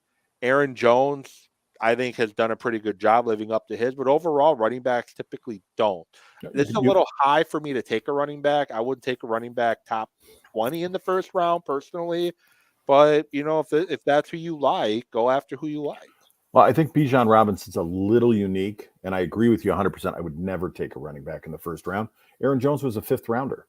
Like, you can find guys out there, and with a 17-game season, you're not going to just line a guy up at tailback and give him the ball 30 times a game and have him last that long. Now, Bijan Robinson is good in pass protection. He can do pass pro. He can also catch the ball. So you're looking at a guy that's probably going to give you 1,500 yards next season. And they like that. They were playing Cordell Patterson, converted wide receiver who failed with the Vikings, has bounced around the league and has kind of become a running back in addition to being a heck of a kick returner. But you get a guy like this, he's another Christian McCaffrey type that you'll probably get 1,500 yards out of, an Alvin Kamara type that maybe he can last a whole season, and you can spare him and alternate him with Cordell Patterson and end up with a guy that's super productive for you over the course of the season. The Eagles are now on the clock. They traded with the Bears to jump up to 9. Jalen Carter, that's who I'm guessing here. Pair him up with his old college teammate, and Davis, who they drafted last year. I think that's probably the route they're going to go. The Eagles don't need a lot. They have a very good and talented and deep roster, but they could use a corner. And that's where you maybe look at Gonzalez, or they could take another defensive lineman and get a guy that can get after the quarterback. So Gonzalez or Carter is going to be here. Yeah, this is definitely a case where their pick is going to be on the defensive side of the ball. They lost their defensive coordinator, Gannon, who's now the head coach in Arizona. They've had a bunch of losses there.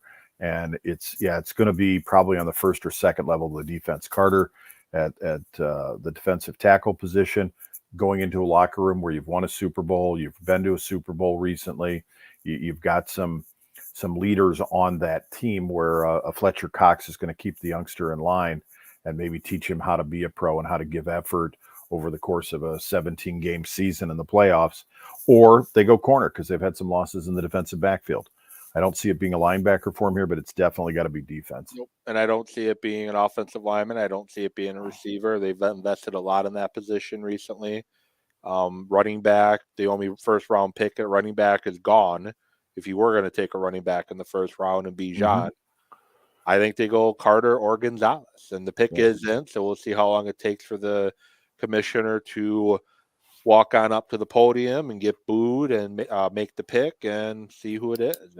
And Philadelphia does have another first-round draft pick at the end of the round in number 30 overall. So, yeah, that may influence some of their thinking here, what's going to fall to them. Yep. And I don't know if that's good though. No, there's somebody walking in the background. So, but the ESPN panel, other than Mel Kiper Jr., has changed quite a bit from when I remember first watching the draft. You have Kiper, you have Greeny, and then you have Louis Reddick, and I'm not sure who the other guy is off the top of my head. But it's definitely different. That's definitely changed. There's no more Kenny Mayne. There's no more. There's no more. Used to do the Sunday post-game show ESPN used to do. Chris Berman, he doesn't do it anymore. I think he still does some stuff with ESPN, but he doesn't do the draft anymore. No, and even guys like Shefty and Chris Mortensen and the late John Clayton is obviously out, but Mortensen with his health care, he's just not capable of doing the grind, I think, the way that this draft carries out. And you know at some level that the day that come Monday morning, Mel Kiper will be putting together his big board for the 2024 draft. I think the guy is just lived with it and has made it into something. And ESPN used to be strictly so the Bears got the 10th overall pick and a 4th round pick in 2024. So the Eagles jumped over the Bears because my guess is they're worried about somebody jumping ahead of them for who they wanted. But back to, I was going to say, ESPN, it used to just be the Mel Kiper show. I don't think they like stepping on his toes. I think they didn't want to, this is Kiper's thing. We don't want to have other people. But now you have Tom McShay that seemed to be a little at first between the two of them. Some not happiness between the two of them early on, but they seem to have gotten over that. But then a couple other guys ESPN has hired recently to do the draft for them, who I love their content. One I had on my podcast about 4 or 5 years ago, right before the draft, Jordan Reed. And then Matt Miller, who used to work with Bleacher Report, left Bleacher Report to do his own thing. Now he is with the ESPN as well. So they have a lot of good, talented draft people at ESPN. And commissioner is at the podium for the Eagles pick. Now, this is interesting. The Eagles moved up just one slot, so the Bears must have been getting calls from somebody else. So, yep, they wanted Jalen Carter. Jalen Carter. So good pick for them. Adds to the depth. I'm a believer when it comes to building a football team, and I know I'm not a GM, never will be, but games are won and lost in the trenches. Teams with the better offensive and defensive lines are the teams that are going to be more successful.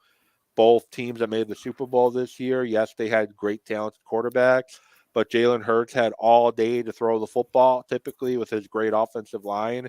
And the Eagles, I think, led the NFL in sacks this year. Got a lot of pressure on the quarterback. Carter's another guy that's going to get you a lot of pressure on the quarterback if he, obviously the legal stuff, once that gets worked out. I don't think there'll be any suspensions or anything because of that. I think Carter can be a big help. This is a real good landing spot for him. It's a veteran roster. It's a good locker room. It's a bunch of guys that are true professionals, and he can go in there and learn how to play as a professional and learn how to put these challenges that he's had off the field. And as much as the incident with the alleged street racing is troubling, but also his performance at the combine was not great. He was heavy when he came in there. His performance at the pro day for Georgia was not spectacular. So he's got to learn how to work. He's got to learn to be a pro and to put it out there for 17 weeks of the regular season, and then hopefully for the playoffs for Philadelphia, because it's week in and week out. And as you mentioned, he's got Fletcher Cox to kind of mentor him and help him along the way and help him develop to be hopefully the model young man who they probably prefer him to be. So great landing spot for him. And now it's a matter of we see if this works out. So the Bears pick now. So there was somebody that they liked that was not Jalen Carter. So they moved back one and pick up a second rounder, which is good for them. Kind of free money since Philadelphia has an extra first round pick for them, so they can wheel and deal in the second round. So you've got, is it Gonzalez, the corner from? I think it's Skoronski. Oh, the Bears like Skoronski a lot. Well, he's from Northwestern. He's local. Northwestern is Chicago's Big Ten team, they like to say. The Bears need a right tackle. Bears need a lot. Yeah, but offensive line-wise, they need a right tackle. And he'll I know there's concerns about short arms, but, hey, people are concerned about Brian Bulaga's short arms, and he had a pretty solid career before the injury caught up to him in Green Bay. And then I think the Chargers he went to after Green Bay. I guess his offensive line, they don't need a quarterback because they got Fields. They don't need a running back. They could use some wide receiver help too still. But they have DJ Moore and Clayton. They have Claypool and Moore, and I get that. But they could still use an inside receiver. Those are more outside guys. They could use an inside guy. Tight end they're good at. Defensive line they could use. But obviously they didn't want Carter because they traded back one spot with the Eagles, knowing the Eagles are probably going to take him. They could use defensive back help. So it's the Titans. And then Detroit, and then Green Bay. Detroit and Green Bay. So Green Bay should theoretically have their pick if they want to go tight end of one of the top three guys at that spot. Yeah. They're going to have their pick at a lot of positions the way it's working out right now. Yeah, there's some good. The Titans are probably going to take a quarterback. Detroit, I don't think they take a receiver as they ever. Well, granted, maybe they do because one receiver they released after he got suspended, and their first round pick from last year is suspended indefinitely as well. This could be interesting. Does Tennessee take Hendon Hooker at 11? He's a local. That would be a bad choice. Well, he's local, and you're trying to sell a stadium. Or if you don't have the quarterback and you haven't been able to trade up for one, does Vrabel go defense, or does he trade back at that point if there's something somebody loves? I think we're in that kind of a zone now where if there's somebody you really like, they're there to be had. And I think a lot of teams have a lot of different impressions on a lot of different players at this point. Yeah, Hooker is not a first round prospect. He's not even a second round prospect. Could he have an NFL career? Yes, but I wouldn't take him in the first 2 rounds of the draft. He played in an offense that was wide open. Great, he had great protection in front of him. Scheme, not a lot of variations in the scheme. He didn't do a lot of processing and reading the defense. He just basically caught the ball and threw. There wasn't a lot of design to it. And the fact that he's coming off a torn ACL, that adds to it. But the reason, and the quarterback's position people overdraft on a lot. The Texans took, not the Texans, I'm sorry, the Titans took years ago the quarterback from Washington, Jake Locker. Jake Locker. Which was a huge wasted pick. Should have never went that early at all. But Christian Ponder also went in the first round that same year. Kind of gives you an idea of what that quarterback class was then. But if Tennessee does take a quarterback, Levis is the best choice to take. There's no reason to reach on Hooker, who he's not going to be ready to start year one. At least Levis can challenge Tannehill, or you might feel comfortable enough moving on from Tannehill early if Levis comes in and seizes the job. But the Bears pick is in, and we'll see which direction the Bears go. I think offensive line. And you're absolutely correct. Quarterbacks get overdrafted nowadays. Everybody is in a rush to get that 50-year locked in, which you get somebody drafted in the first round. You get the option of the 5th year for the contract. Oh, Darnell Wright never mind. Is it Wright? Yep, Darnell Wright. He's a right tackle from Tennessee. That's who I like for the Packers potentially taking the second, but he got drafted early, and he's a big prototypical right tackle. He's a big boy. He is a big lad. He dominated Will Anderson. Yes. To give you an idea how good he is. Yeah, he handled him, and he played in the SEC, which, granted, you've got the Vanderbilts out there, but he played in a wide-open offense that throws the ball a lot, and he's got the prototypical size. He's almost 6'5" and a half, and he weighs over 330. Yeah. And 333 according to ESPN. Yeah, go ahead, sorry. Oh, here he's against Anderson on the 4-letter network. He's able to handle him, and his quickness for maybe not elite for a left tackle, but certainly very good for a right tackle. Another potential first-round pick from Clemson. He dominates him. And I know these are highlights, and you're going to show the best of the player, but I watched a couple games of his because I originally watched because I wanted to watch Anderson, and I saw how well he did against Anderson. So I watched a couple games of his, and I was really impressed. He's a guy that if he gets his hands on you with his size and strength, you're not getting off of him. No, and in their scheme, he's out on an island. He didn't have a lot of chipping from tight ends or backs. He was out there against speed rushers, and he's a big strapping lad that can get after it. Yeah. That's a good pickup for the Bears. This has been a very sensible draft for everybody. My biggest question marks for me, I know you don't think as highly of Witherspoon. I thought he was the top corner in the draft, and I think that works for Seattle. Richardson is the only one that stands out to me where you've got a potential bust situation. Everybody else looks pretty good. I wouldn't say I'm not a fan of Witherspoon. I just like Gonzalez better, and it's not that I dislike the pick. It's just not one that blows me away. Like I think it was a smart choice, and as I mentioned, I see some Jair Alexander in him. The way he attacks the receiver and the ball carrier.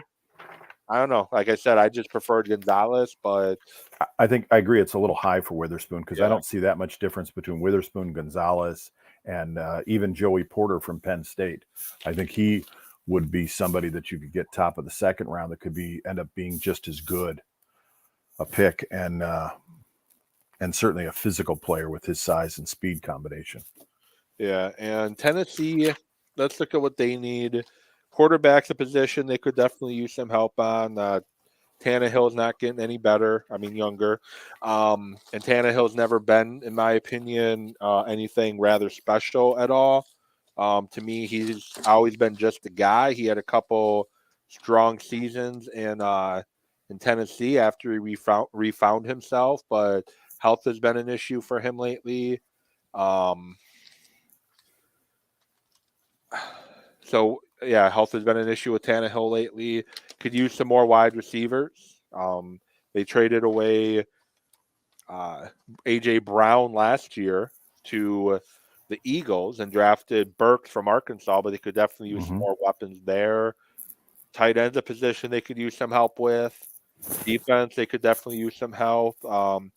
I hope it's not Njigba from from Ohio State, which maybe it's better off if it is, because I don't think the Packers are going to take him. That's my draft crush for the Packers this year, and I doubt they're actually going to take him. So maybe if he goes early, I'm not going to be mad in a couple of picks when the Packers don't take him. I wouldn't be surprised. They've got a new offensive coordinator this year. They got rid of Todd Downing after his off the field issues and really some not great on the field performance last year. He's been a lackluster coordinator twice in his career when he's inherited that job. But Tim Kelly, who used to be with the Houston Texans, is now their offensive coordinator. They brought in Charles London to be their pass coordinator, quarterback coaches. And Justin Otten, a former Packers coach who went to Denver last year with Nathaniel Hackett, is now their run game coordinator and running backs coach. So I think you might see in that division where you don't have a lot of great quarterbacks and emphasis on the running game, you may see an offensive tackle come off the board here for Tennessee. Not a position necessarily of extreme need, but they got to be able to run the ball, and they didn't do great with it when Derrick Henry was out of the lineup, and he's got very few years left to maximize. Or you go defense, because that's Vrabel's specialty. I actually don't think he has really anything left, to be honest. I think he's not he's a guy that can probably get a lot in small bursts of energy. His last couple of years, he's been in the lineup due to injuries. I think his body's starting to break down, and I think Tennessee, not in the first round because of only first round value back, if it was one, is gone. I think second, third, fourth round, I think they have to take a running back to spell and eventually replace Derrick Henry. And Derrick Henry's been involved in a lot of trade talks leading up to the draft as well. Yeah, his name thrown around a lot. He's got a couple of years left. That's it. I thought they picked somebody last year, if I'm not mistaken. They picked a running back. They did. Hassan Haskins from Michigan was drafted in the fourth round last year. He's a big physical back that played really well at Michigan at the end of his career. His junior and senior years, he was pretty special, and I think he has the potential, maybe not to be Derrick Henry, because few are, but certainly to be a dominant running back for Tennessee and their system. So maybe it's somebody on the offensive line, or maybe they go for a receiver. We'll see. Yeah, or maybe I don't think they would trade, but they've been waiting for a while with the pick being in. So yeah, there's a lot of speculation they'd go up to 3 to get a quarterback, but with the 2 coming off the board, I think that was predicated a lot on CJ Stroud dropping past Houston. So like we mentioned, Levis is an option here, defense is an option here, offensive line's an option here. Which direction does the Titans decide to go is going to be the $1 million question. And Goodell, I think, is going to be heading up to the podium. Looks like he's got the card.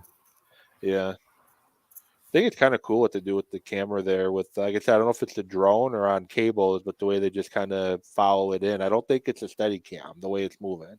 Mm-hmm. I don't think it's just them zooming in and out.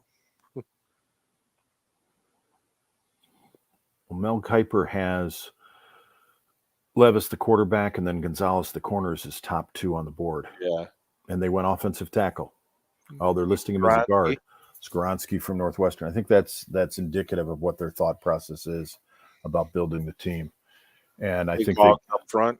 Yeah, and you've got some good quarterbacks coming out next year. Yeah, you definitely do. You have a guy from USC, more of an athlete. Yeah, more of an athlete than quarterback right now at this point. There's a lot of potential quarterbacks out there that could North Carolina has a quarterback that could go early. Drake May, he could be. yeah, Quinn just- Evers, depending on how his season goes, could be available. And he would be a guy that might jump early, given that Arch Manning is looking like his backup. Even Bo Nix from Oregon or Michael Penix Jr. from Washington, those guys could have been top 5 picks this year. Yeah, Bo Nix going back surprised me a little bit because I think he's going back for his 5th or 6th year. And one of the things you're seeing in this year's draft is a lot of 5th and 6th year players. And I know you see 5th year seniors a lot. But anyways, with the 5th and 6th year guys, it's because of that COVID year. Guys spent another extra year or 2 in college, and now that's what you're seeing with Hooker, 6-year guy. I think Levis played a COVID year this season. Detroit's pick is already in, so it's starting to speed up a little bit now. So that's it. Pacers a little slow early on, so that's a good thing. But Skoronski probably better projected as a guard in college, I think. I mean, in the pros, he played left tackle extremely well at Northwestern. I think offensive coaches and head coaches overthink things sometimes with offensive linemen. I think he can be a very fine right tackle in the NFL. So, but either way, they're getting a very fine football player with a high football pedigree, with his grandpa being a former Lombardi Packer. And we got to assume that he's fairly smart, given that he was studying in Evanston with Northwestern. This is not some slouch in the academic arena as well. Yeah. I think one of the things too that's causing some of these 5th-year seniors, the NIL money with name, image, and likeness is now you can stay in college and you can make some money. Yeah. And I'm not saying they're all going to be Livy Dunns from LSU, the gymnast that's raking in millions, but there's money to be made, so that the financial hardship and the difference between a 3rd-round draft pick and a 1st-round draft pick can be staggering for some of these fellows. But they're able to stay in school now a little bit longer and make a few dollars and possibly be compensated in some cases maybe better than they will be in the pros, because there's no guarantee that they'll walk out and actually be what they think they're going to be. Lions are on the clock, as I mentioned. They take a running back, Jahmyr Gibbs from Alabama. And there's a reason why the Lions haven't won a championship since the 50s. Yeah, definitely. It's not a good pick for them. Wide receiver became a position of need last week with suspensions that happened with their team. Running back, they signed Montgomery from the Bears this offseason. I don't think running back was really a position they needed to focus on, but I guess they want to get a smaller back to match up with Montgomery, apparently. Well, and part of it with some of the players from Alabama, they produce some great players. Nick Saban does a wonderful job, and there's a lot of competition. But there have been a number of Alabama players that come out that are a little dinged up, and they've been through a lot, a grind on their bodies to where they come out, they're a little bit of damaged goods. Running backs from Alabama, Josh Jacobs was a good pickup for the Raiders, but they also had a running back drafted in the 3rd round that year. I believe New England did, in Najee Harris, that has played almost as well as Jacobs, and it's a 3rd rounder, not a 1st rounder. Trent Richardson won 3 overall, and he lasted in the league maybe a couple glasses of water long. Yeah, and and even if they're good, and I think Trent Richardson's problems were related to his weight. I don't think the guy prepared himself well, but you get a guy like Keyshawn Carter, who is one of those guys that people traded up to get. And you go back to when he was drafted in 95, the Bengals traded up to get the 1st pick overall with him, and then he blows out a knee. Like, you have no guarantee with these running backs. And you look at how quickly that they hit the point and then they come down. And even Ezekiel Elliott, who played well from Ohio State, you look at his career, he's had 3, maybe 4 good years. And now he's a shadow of himself. He's lost a step and he's dinged up. And now you're faced with overpaying for a position that has to become interchangeable. You've got to have a running back by committee approach to it. Yeah, and as you mentioned, Detroit hasn't won a championship for a while for a reason, and that's part of the reason why is they draft Interesting choices. Before, running backs, you mentioned Aaron Jones. I mentioned Aaron Jones. You mentioned he was a 5th-round pick. Jamal Williams, the back they just let leave in free agency. He was a 6th-round pick, I want to say. Montgomery was actually Jamal was a 4th-round pick the same year they drafted. Same year they drafted Aaron Jones. Take a 3rd-rounder, convert it to a 4th and a 5th, and pick up 2 guys and see who lasts. And you get special teamers, and you get the less pressure, and just the sheer money that you're going to tie up in a position that isn't what it was in the 80s. So the Packers surprise us, or do they? So it's either going to be an edge or offensive lineman is what I think. I would like them to go receiver. You think they'll go tight end. We'll see what the Packers do. The pick is apparently in.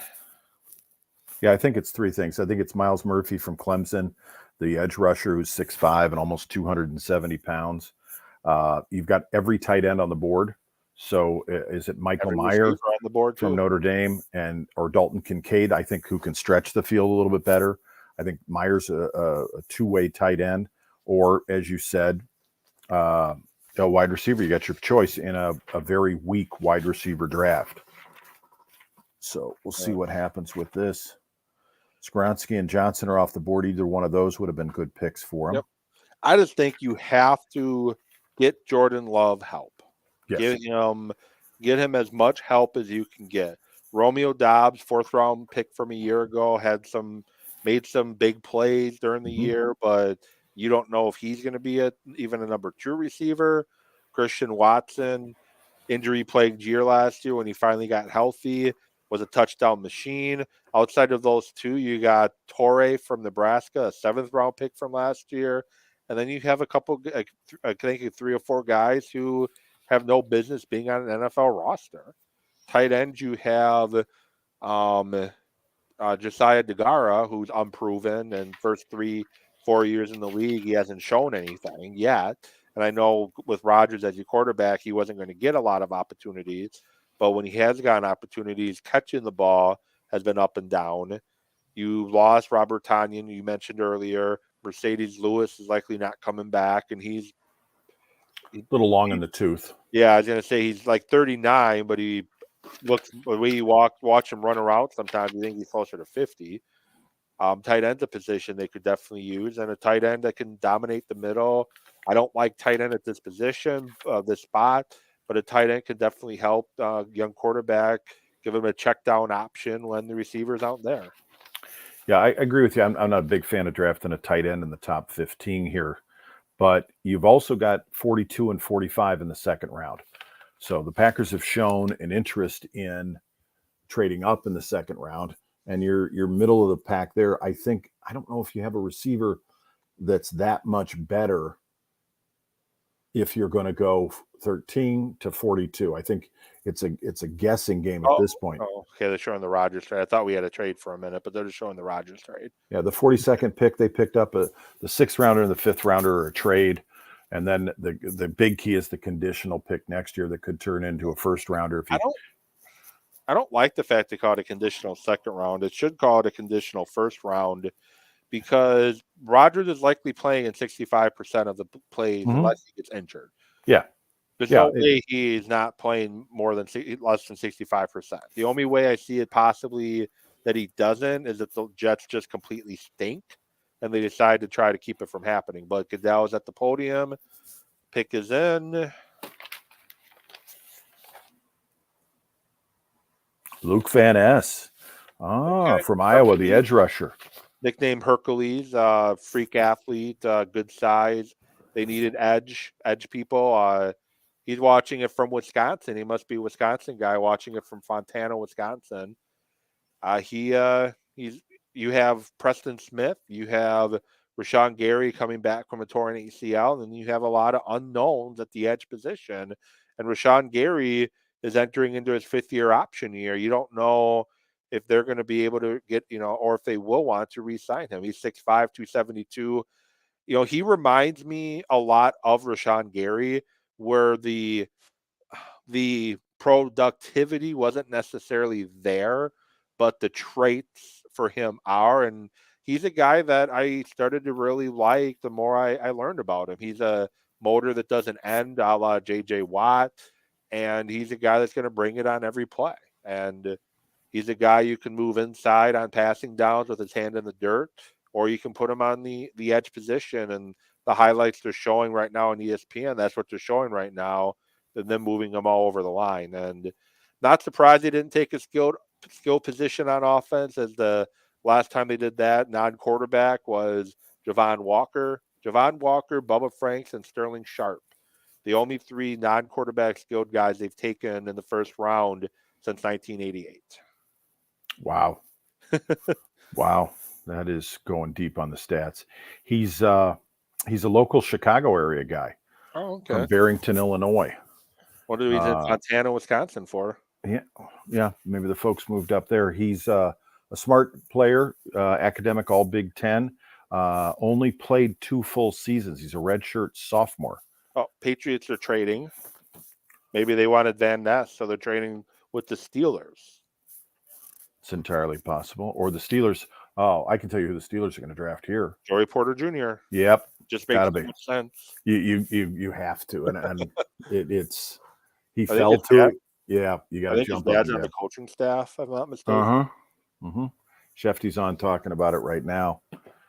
But that's too good of a story to pass up for a defensive head coach. And I'm not surprised that Jackson Smith Enigma is falling, just because he did not play except I think all of 3 plays. He had 5 catches for 43 yards, missed 10 games due to a hamstring injury. Played probably about 60 snaps. Yeah, so I'm not surprised he's falling, but he's undersized. And I thought maybe the Texans would grab him and kind of make that partnership that Joe Burrow and Chase enjoy in Cincinnati, and what Jalen Hurts has with guys he used to throw to from Alabama. But excuse me, he's a slot receiver, and I think this is a very mediocre class. You've alluded to it several times of wide receivers. I think it's going to be throw a dartboard and pick one. And if there's somebody you like, they're going to be there in the second round. And this will be an interesting draft to see what happens here in the back half of it, where are people doing what the Steelers are doing and finding very specific players that they want for their system and bringing them in, and maybe moving up or moving down just a skosh to pick up what you actually needed. And we've got a couple. Sorry, go ahead. No, go ahead.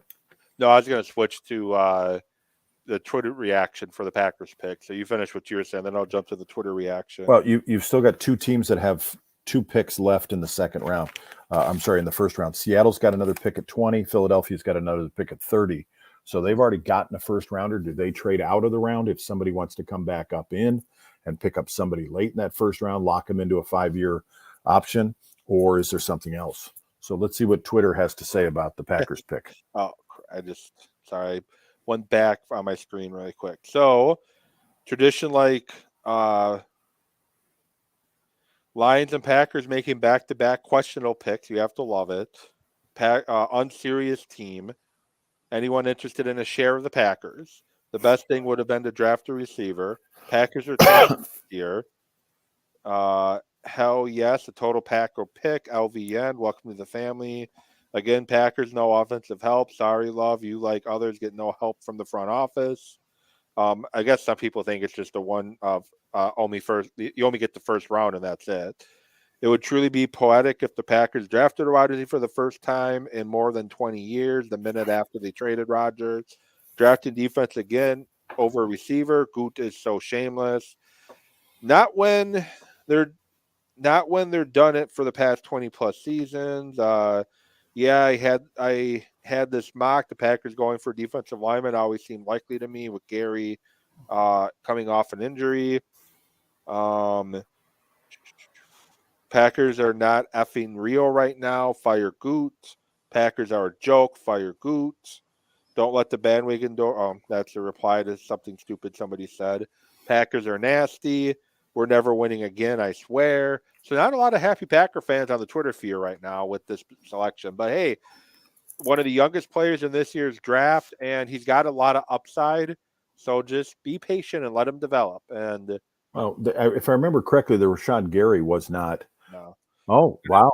Steve Roderick Jones from Georgia. Eckel. Well, that's a little surprising they passed on Joey Porter Jr.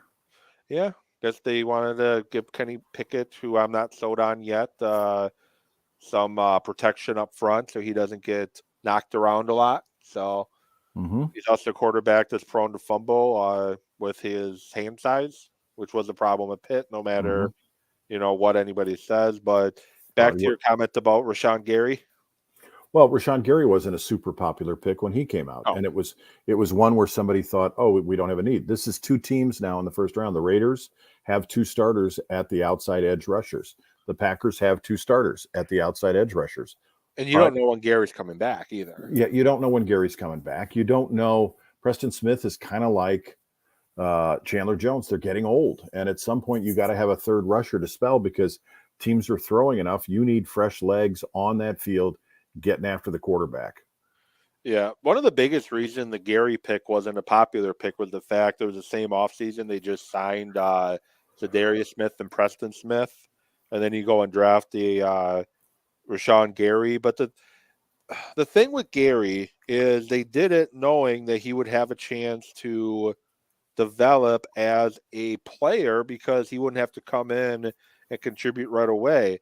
Unfortunately for Gary, when he started showing the qualities that the Packers drafted him for, he blows out his ACL. And that stupid field at Detroit. Yeah. Seems like a lot of injuries always happen there. Yeah, but Lucas Van Ness, same kind of situation. Bring him in. He's young.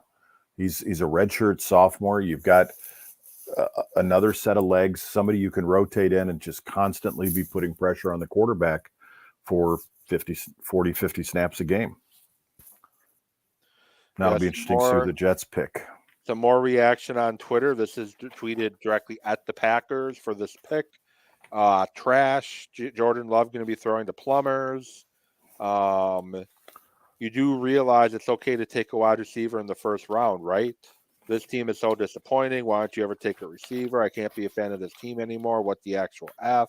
What the F? Can I play receiver for you guys? I'm pretty tall. Drafting defense over receivers.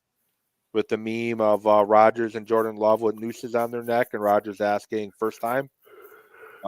See, I hate you have to take a receiver in the first round if you want them to be any good. I hate that for the fact that Jordy Nelson was a second round pick. Greg Jennings was a second round pick. James Jones was a third round pick. Devontae Adams was a second round pick. Thompson stopped drafting receivers after Devontae. And Goody hasn't shown the ability to really draft receivers up to this point either. He seems to have hit on Watson and Dobbs, but outside of that, hasn't really shown he can hit on receivers consistently. But the Packers have taken a lot of receivers in the second and third round that have developed into being key components to championship teams. Donald Driver was a seventh round pick. I know that's an outlier. Typically, seventh round picks don't develop to become Packer Hall of Famers or whatever team he plays for Hall of Famers. It typically doesn't happen. But you don't have to take. I would have loved Njigba, but obviously other teams don't like him either because guess what? He's falling down the draft board. This is a lot of. There's not a big gap between wide receiver 1 and wide receiver 10 in this year's draft. So if the Packers want a wide receiver, they can trade back into the first round with their 2 second-round picks, or they can trade back in the second round, trade up into the early second round, and take a guy who they like there if that's what they feel or want to do. They can do the same with the tight end position, and the tight end position is deep. There hasn't been any tight ends taken yet.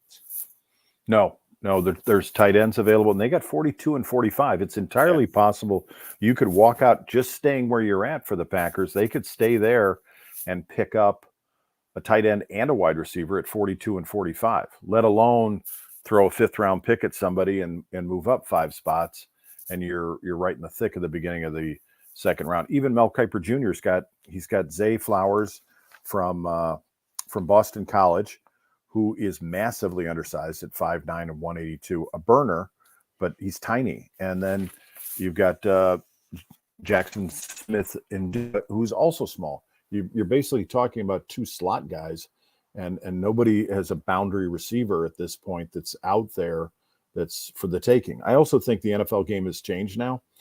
I think it's you have to have 3 receivers that you're capable of starting now.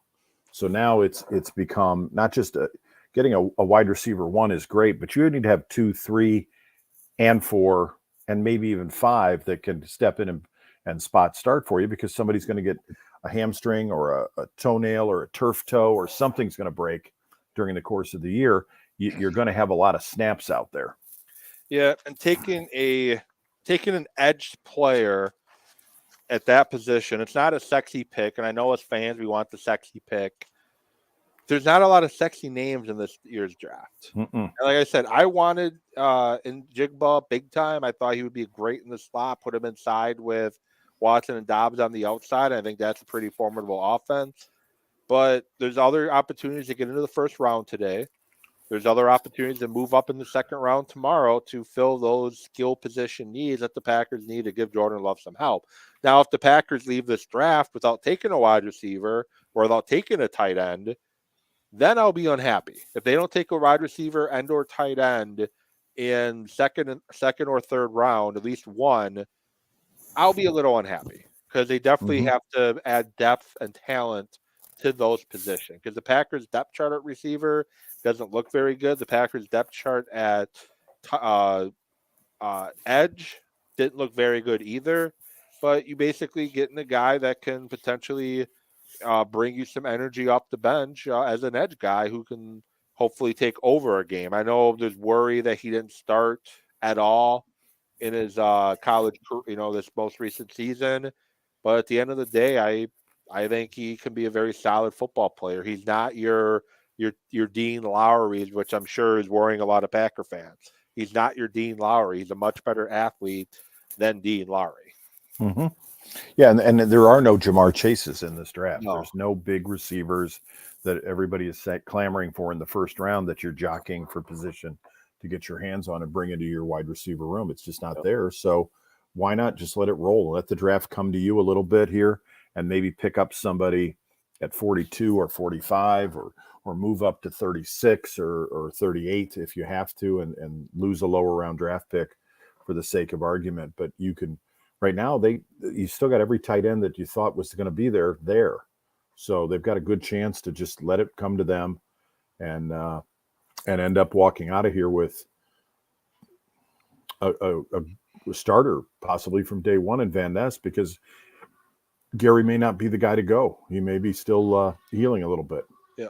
So far, Gibbs is the only position that has made me say WTF so far in the first round. The Jets seem to like whoever they decide to take. A lot of high fives and happiness in their war room when they cut to that.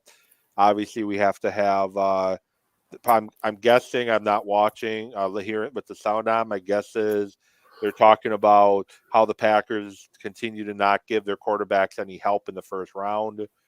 Probably the gist of what they're talking about right now. I can't believe they didn't take a receiver or a tight end here. It is stupid they didn't do that, I'm sure is what Mel and McShay and those guys are saying. Well, I think Mel does it a lot more on pure who he has rated as the top players. Yeah. You don't have anybody rated that high at the tight end position, and you've got every one of them left. So let it drop, let it come to you, and maybe they don't have a big difference between the two. I think the Cowboys are in a market for a tight end. That's the only team I can see that would be first round. We want a tight end. We need a tight end, because they're in the same boat as the Packers. They have one good receiver. Maybe CeeDee Lamb is a little bit more accomplished than Watson is, but they're very similar wide receiver ones. And then you've got a bunch of guys. And then you don't have a tight end because they lost theirs to free agency and Dalton Schultz. And then the Packers have lost Tunyon to the team to the south of the cheese curtain and free agency. And Tunyon wasn't a dominant player anyway. It was more that Rodgers made him into what he was. So I think a tight end's year. One good year. Yeah, so let's just get after it and see what happens with getting yourself a tight end that has the ability to be a difference maker for you and an outlet for your quarterback. And I think this is also going to be a big year for Aaron Jones in the passing game for the Packers as well too, because he's a pretty good receiver out of the backfield. And that can be a nice outlet for your quarterback when he's under pressure. And A.J. Dillon is a underrated receiver of the backfield as well. Mm-hmm. He's not the route runner that Aaron Jones is, but he can make things happen on the screen game as well. So they have the kid making the pick for the Jets today. From the Make-A-Wish. Offensive tackle is the one position they could use. I think they go outside linebacker here. Outside linebacker is Yeah. one they could use. Mentioned Nolan Smith they showed on camera a few times. The receiver position's pretty deep in New York now, talent-wise. Wilson, Lazard. Yeah, they got a bunch of bodies there at the outside to pick and choose from, Yeah. where they were in a deep enough position to tell OBJ to take his talents elsewhere. And then Elijah Moore to go away too, because he wasn't happy there. Mm-hmm. Which that's one guy I wish the Packers would have traded for too. He ended up going to the Browns. Will McDonald, a surprise in the first round. He was a second round grade for me. Mm-hmm. I figured he would be a early to mid second round guy. Yeah, I can't. Teams reach again. The Lions reached big time. Jets are reaching. I guess it's fitting. You get Aaron Rodgers there, and you take a defensive player with that first pick. Take a defender, yeah. Now we can talk about the Jets not giving him wide receiver help in the first round. Yeah. When are the Jets going to put talent around Rodgers? Yeah, he's a small guy too, 6'3", 239. Talented player. Don't get me wrong. But he's not first round talent to me. Well, not the first half of the first round, certainly. Yeah. End of the first round, maybe. Could be a stretch, but maybe. Yeah, it just okay. He's an okay player. I'm surprised they didn't get for that pick. I think you could have traded back, and maybe they didn't have any takers for it. Maybe they dangled it out there. But he had a great Senior Bowl. That's, I think, one of the things that made him really jump off the page for people. Great Senior Bowl. Tested well at the combine, but not a fan of this pick. Yeah, but this is also it's a lukewarm draft. Yeah, it is. It is a very, very lukewarm draft. But you had the edge guy from Clemson still there, who probably Miles Murphy. Who's probably better talent than him, and certainly bigger. He's almost 270. Yeah, he's got a good 30 pounds on McDonald, and played maybe against a little bit better talent base in the league that he played in. I know Nolan Smith is smaller, but you have Nolan Smith still on the board. McDonald is a second round pick for me, but he's going 15 and kind of I don't know. And Washington needs a quarterback, so maybe Will Levis goes here with Washington. Possibly. They profess their love for the guy they have. I don't see it. But there's a guy chance. They have is just the guy. Yeah, but they see something, and I don't know if it's you've got a franchise in disarray with a whole bunch of things going on behind the scenes. But Sam Howell has started one game, and truthfully, you got rid of Taylor Heineke, you let him go in free agency. He was a guy, and a guy that everybody seemed to rally around and made his team play better, kind of Josh McNown-esque.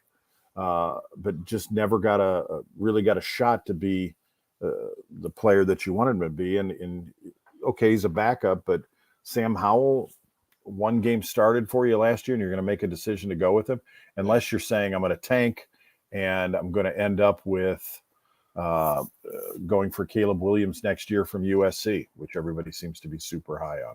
Yeah, and Caleb Williams, like I mentioned before, he's an athlete that happens to play quarterback. There's a lot of work he needs to do to become more of a quarterback rather than being a athlete that can play the position. So he has some work he needs to do. And another year in college, maybe he can get that work that he needs to get done. But I know you had Jalen Hurts and Baker Mayfield make the NFL running that Oklahoma system. Kyler Murray. Yeah, Kyler Murray. I forgot about him. But other than Jalen Hurts, none of those three really light the world on fire at the position in the NFL. No, it's Jalen Hurts had one good year so far. Yeah, it's an air raid offense, and And let's be honest, Jalen Hurts got carried by the team a little bit. And that's not a bad thing. You're on your rookie deal. Is he worth being the second highest paid player in the NFL right now? Time will tell. But yeah, you got a history of guys coming out of that Lincoln Riley system that don't necessarily translate to the NFL.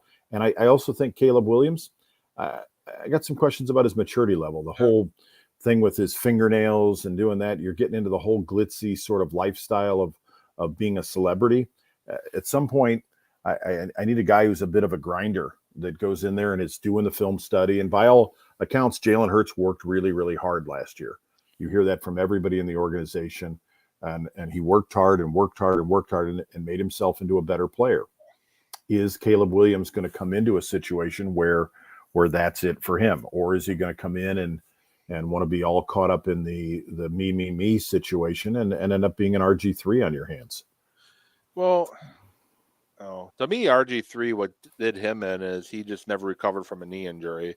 He shouldn't have been playing in that playoff game with how bad that knee was hurt and buckled on him on that horrible field. Mm-hmm. And he just could never become back to what he was. And so Washington, they need a few things. They need some, linebacker, corner. Gonzalez is still on the board. Porter's still on the board. Quarterback's a position of need. I don't care how much you like how quarterback a position of need. I don't care how much they say they like him. I don't think they thought a quarterback would be lasting to this far out of the top four. I don't think they thought any of the four would be left. So maybe that's what they're thinking about right now. It's like we didn't think any of these four quarterbacks would be left, and we have one sitting there on the board. That may change their thinking. It's do or die for the head coach out there, though. I don't know how much longer he has in Washington. New ownership coming in. It's going to be a clean the house situation. And Yeah. you got a new offensive coordinator who is very unproven. And maybe they keep Ron Rivera around with the new ownership coming in just so they have some stability, and he's a solid football guy. Mm-hmm. I think he's on a hot short leash. Yeah, short leash. His seat is very hot. Yeah, he's hot. I mean, they got Jacoby Brissett as a backup. Jake Fromm's also on the roster for Washington. Another head scratcher. Emmanuel Forbes, a very undersized defensive back. I think he's about 6 feet, but he's like 160 pounds. Yeah, last I saw he was listed at 6'1", 166.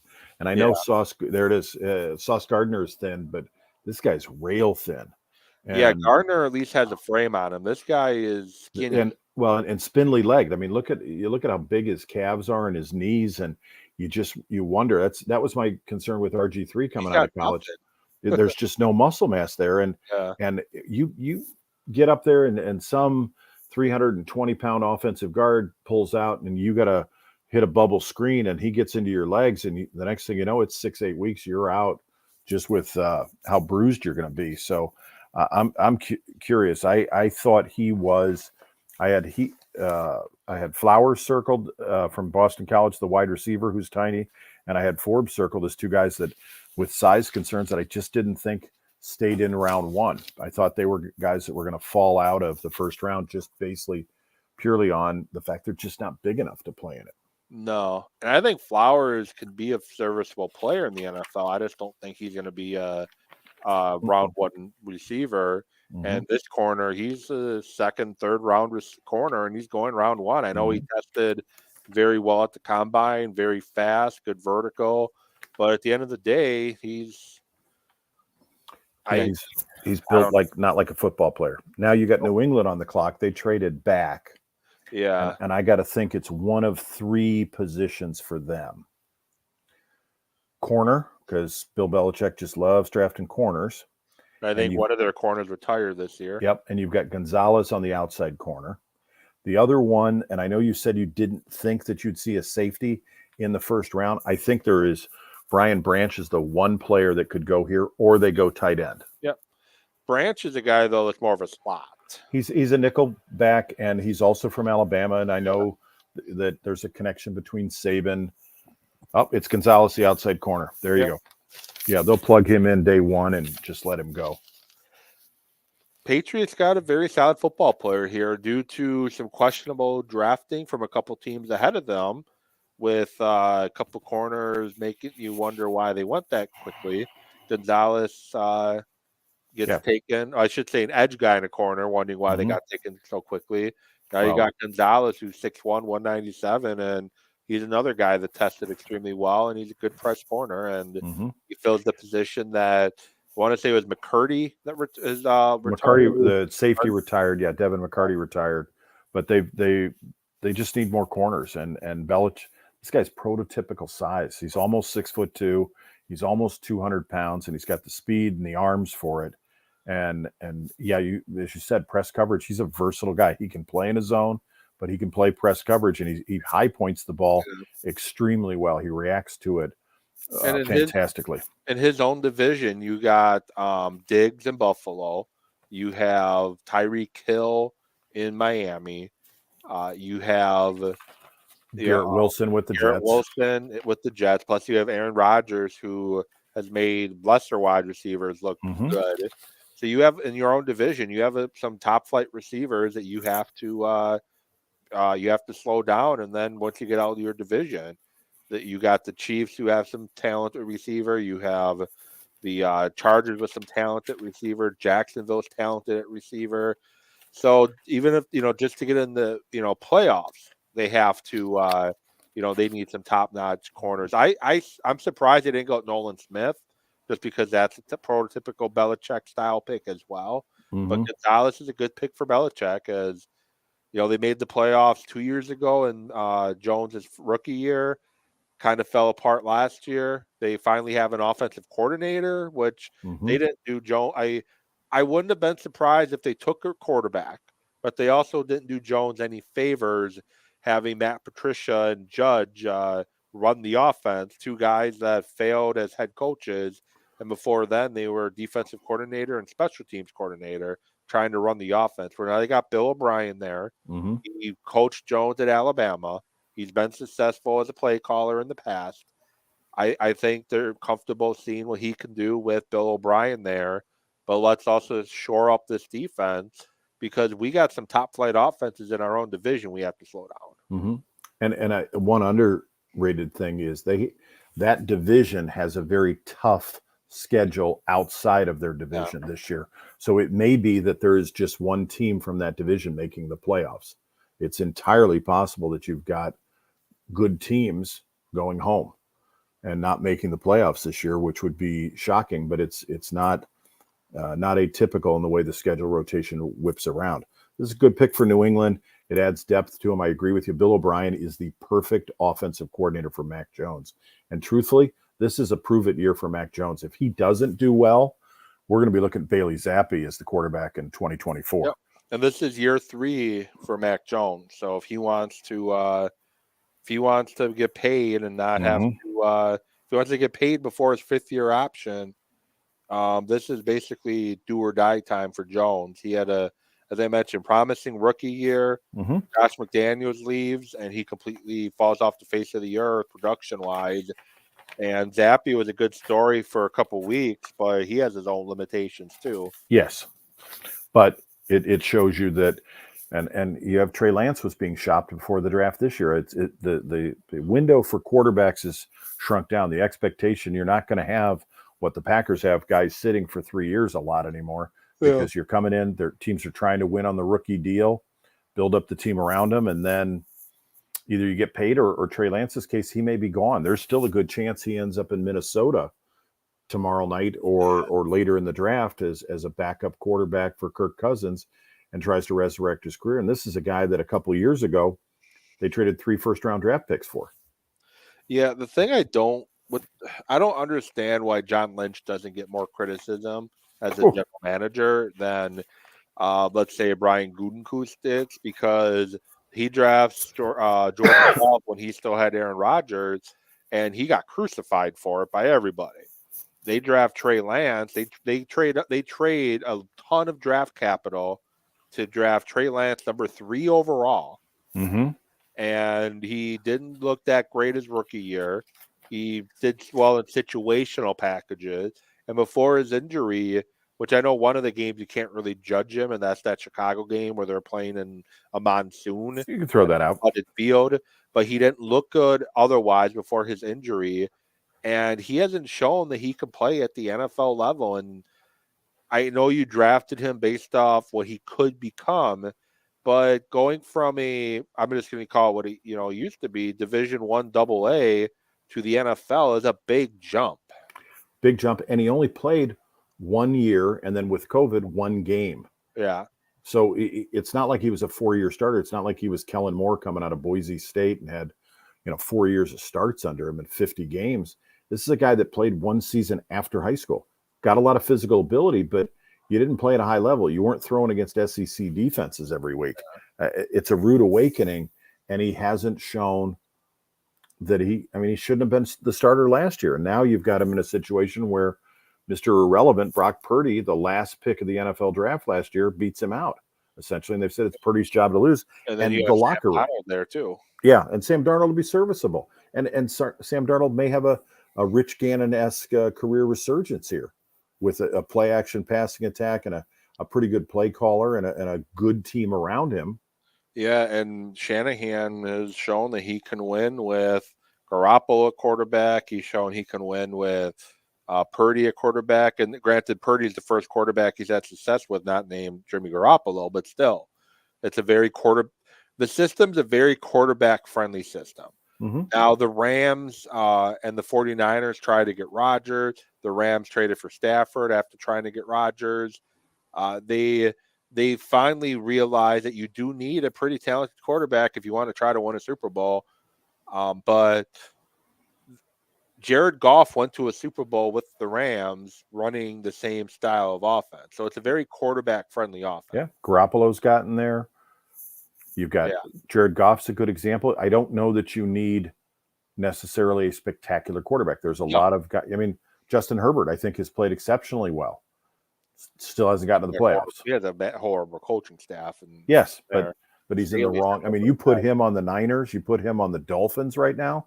I think Levis might be the pick, the way he's moving around in the green room right there, the way they were showing him, which would be a good pick for the Lions at this point. Yeah, it would at 18. It's a value pick. Yeah.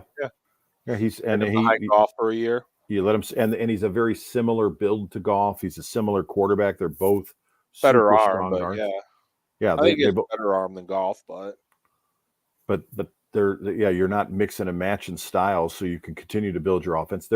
My biggest concern with Detroit is their offensive coordinator is going to be in demand. He was in demand this year for some opportunities and interviews, and I think if they have another good year, and you kind of look at the team's record in the last half of a season, and if they have a winning record, that usually bodes well for the next year. They were 8-2 in their last 10 games. Yeah. So there's a good chance they have a good season. This guy could be gone, and then Dan Campbell's rebuilding again.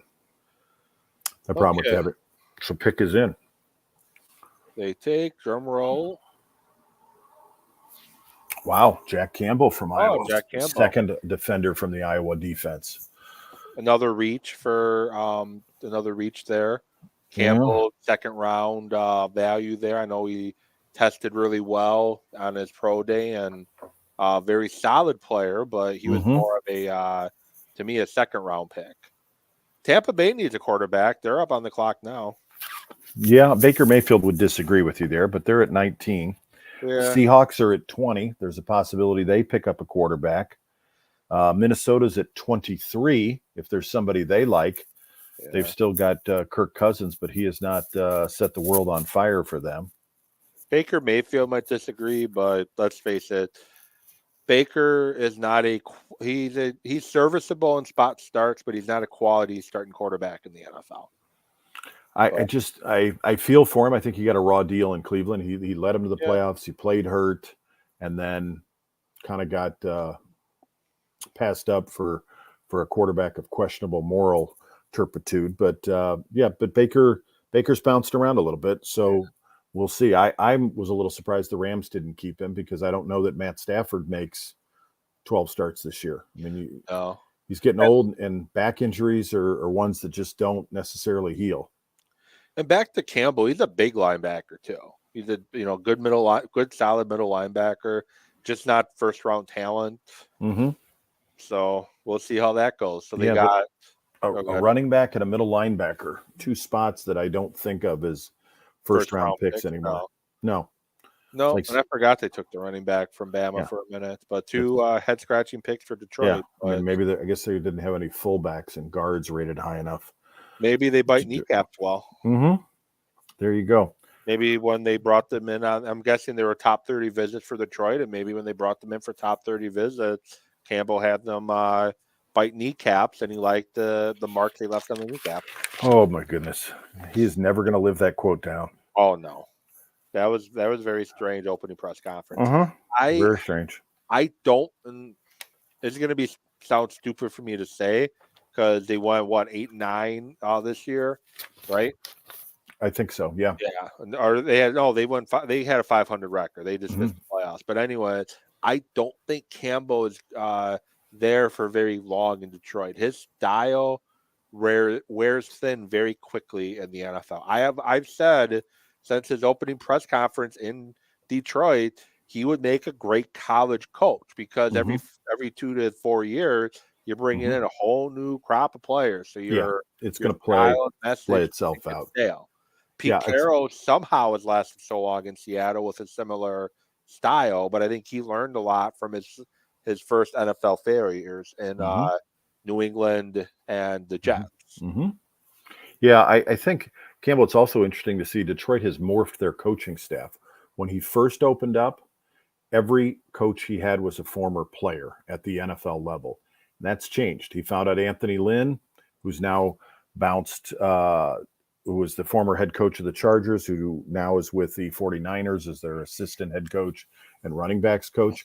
He's not a good play caller. He was not a great play caller in Buffalo. He ran a terrible offense with the Chargers, and he proved himself wrong. Now the guy he's got now, Johnson, he's calling plays well and is well regarded. But it's interesting to see the evolution, and I'm curious to see how long Aaron Glenn lasts as their DC there, because they didn't play well defensively. No.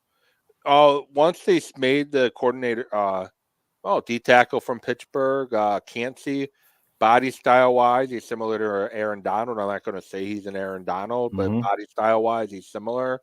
I don't know if he really fits, and of course they bring up that comparison right away. I don't know if he really fits Tampa Bay's defense, as he's not your prototypical 3-4 defensive end. He's not an edge linebacker in the 3-4, and that's what Tampa Bay typically lines up in, unless they're going to go more of a multi-front type defense. And he's not a nose tackle, and they have he's a 3 technique guy. Yeah. So I don't know if he really fits Tampa Bay's defense per se, but like I said, unless they're going to go a lot of 2 defensive linemen fronts, which we see a lot in the NFL now, especially in Green Bay, he fits that way. But again, he's another guy to not have as a first round talent. Yeah, physically very similar in size to Donald, same height, almost the same weight, same speed in the 40.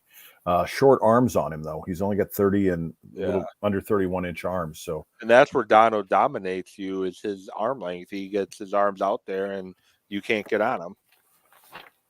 Yeah, but they've got to solidify that defense in Tampa Bay. They kind of fell apart there last year, and their offensive line. They got to be looking at that at some point.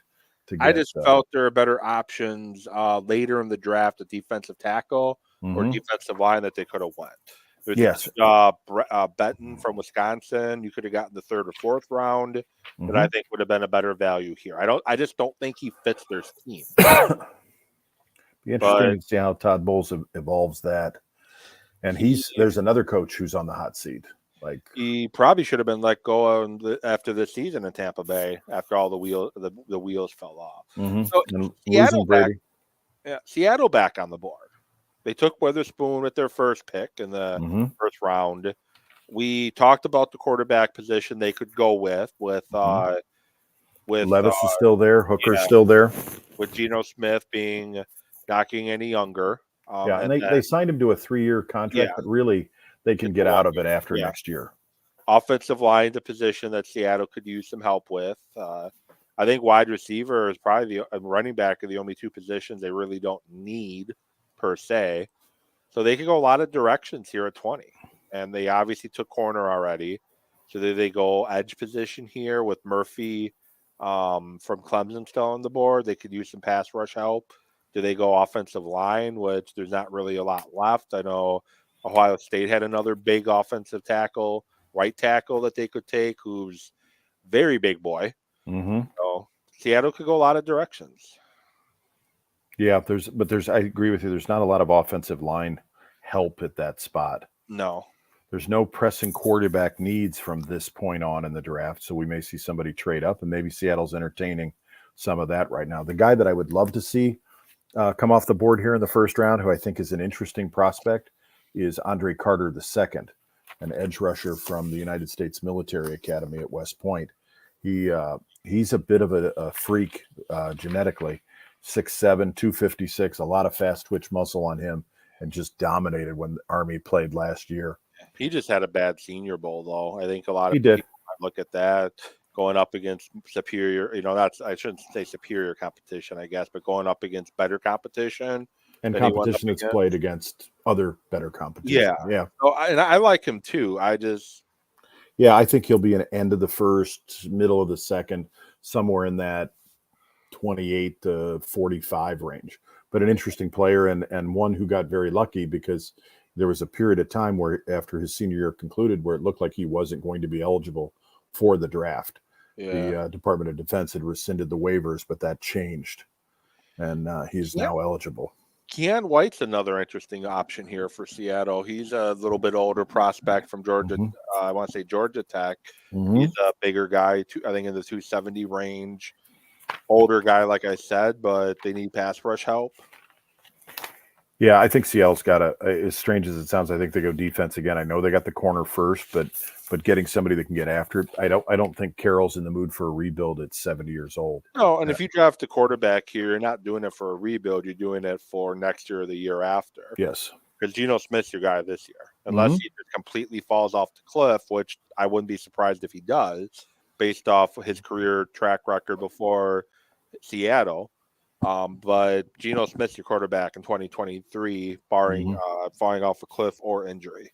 No, and his offensive coordinator left, or his quarterback's coach left to go to Tampa, so that could be an interesting.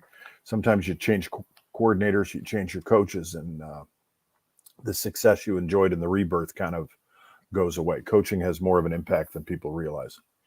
Scheffler has his phone out, so I wonder if there's been a trade made. The way Scheffler is holding his phone. We base everything off Shefty's iPhone. Yeah, he took a lot of grief when was it 2 years ago when the whole Rodgers situation happened with him not wanting to be there. Based off Levis's reaction, it might be him, but just to Rodgers wanting to be traded and all that stuff. He took a lot of grief for it, but Scheffler is one of the best in the business. And extremely connected. Yeah, extremely connected. I think the NFL is his biggest source, the NFL itself. I think they give Scheffler a ton of information. But he's really good at his job. And he it didn't happen when Scheffler said it was going to happen, but it eventually happened with Rodgers. Like, he did get traded, did get moved on. They were able to smooth things out 2 years ago. They were able to smooth things out again last year, and it just came to fruition this year that Goody wants to see what his guy can do, as opposed to and I say this as a huge Aaron Rodgers fan when he was in Green Bay, but they wanted to get away from the drama. We've had 3 or 4 years in a row of, well, Rodgers might retire, he might not retire, and they decided they wanted to move on. So, but Seattle taking up a lot of their clock. They're on about 20 seconds left. I always say the longer it takes for the pick to officially be in, it's the likelihood of a trade. Oh, they're talking to somebody or somebody's right now. Yeah, I think somebody might want to trade back into the first round to scoop up Levis. Entirely possible. Or there's somebody else that somebody loves. Yeah. If that's the case, I think it's just somebody in the back half of the first round. I know Kansas City was really high on Flowers. I've heard talk that they like Flowers a lot. Yeah, he fits War Room, Kansas they don't City. see any celebration in the War Room. So Nope. that's why I'm thinking they traded it. You got to wonder if the Rams, I know they were spending a lot of time scouting what they were calling second-tier quarterbacks, but are they packaging something to come up and try and get a quarterback at this point? Because they don't really have a lot to move. Though. No, they're not. They're at 63. Is there somebody on their roster now that they want to try and move? I don't know if they've got enough to get back into the. I don't think they would trade with Seattle in that situation either. No, interdivisional trades, probably not. Now, if it was just pick swaps, we saw it happen last year twice with Minnesota. Could be the Texans. They've got 2 2s. Yeah. But what would they need to go back into the first round? I guess receiver, Flowers and. Well, I think Jackson Smith, DeJohnson makes a lot of sense for them, partnering him up with his college teammate. Yeah, and he probably has the highest appeal given his limitations in size. But it looks like Seattle's going to make their pick. Doesn't necessarily mean that because they've thrown the graphic up for trade as soon as Goodell got to the podium before. So they were definitely entertaining a lot of offers, though. I will say that much. I'd say that's a pretty fair assessment. And then who do we have drafting next? The Chargers. So maybe the Packers jump back into the first round. Who knows? There's a lot of history between Green Bay and Seattle for trades. Matt Hasselbeck, for example. Ted Thompson came from Seattle when he took over GM. Mike Holmgren. Yep. Matt Flynn, yeah. A lot of connections there. John Snyder's in Seattle now. So that's entirely possible. So with all the people they have out there, my guess is it will be Seattle. And how many people does it take to make a draft pick? Is the question of the day. Got a whole team up there. Yeah.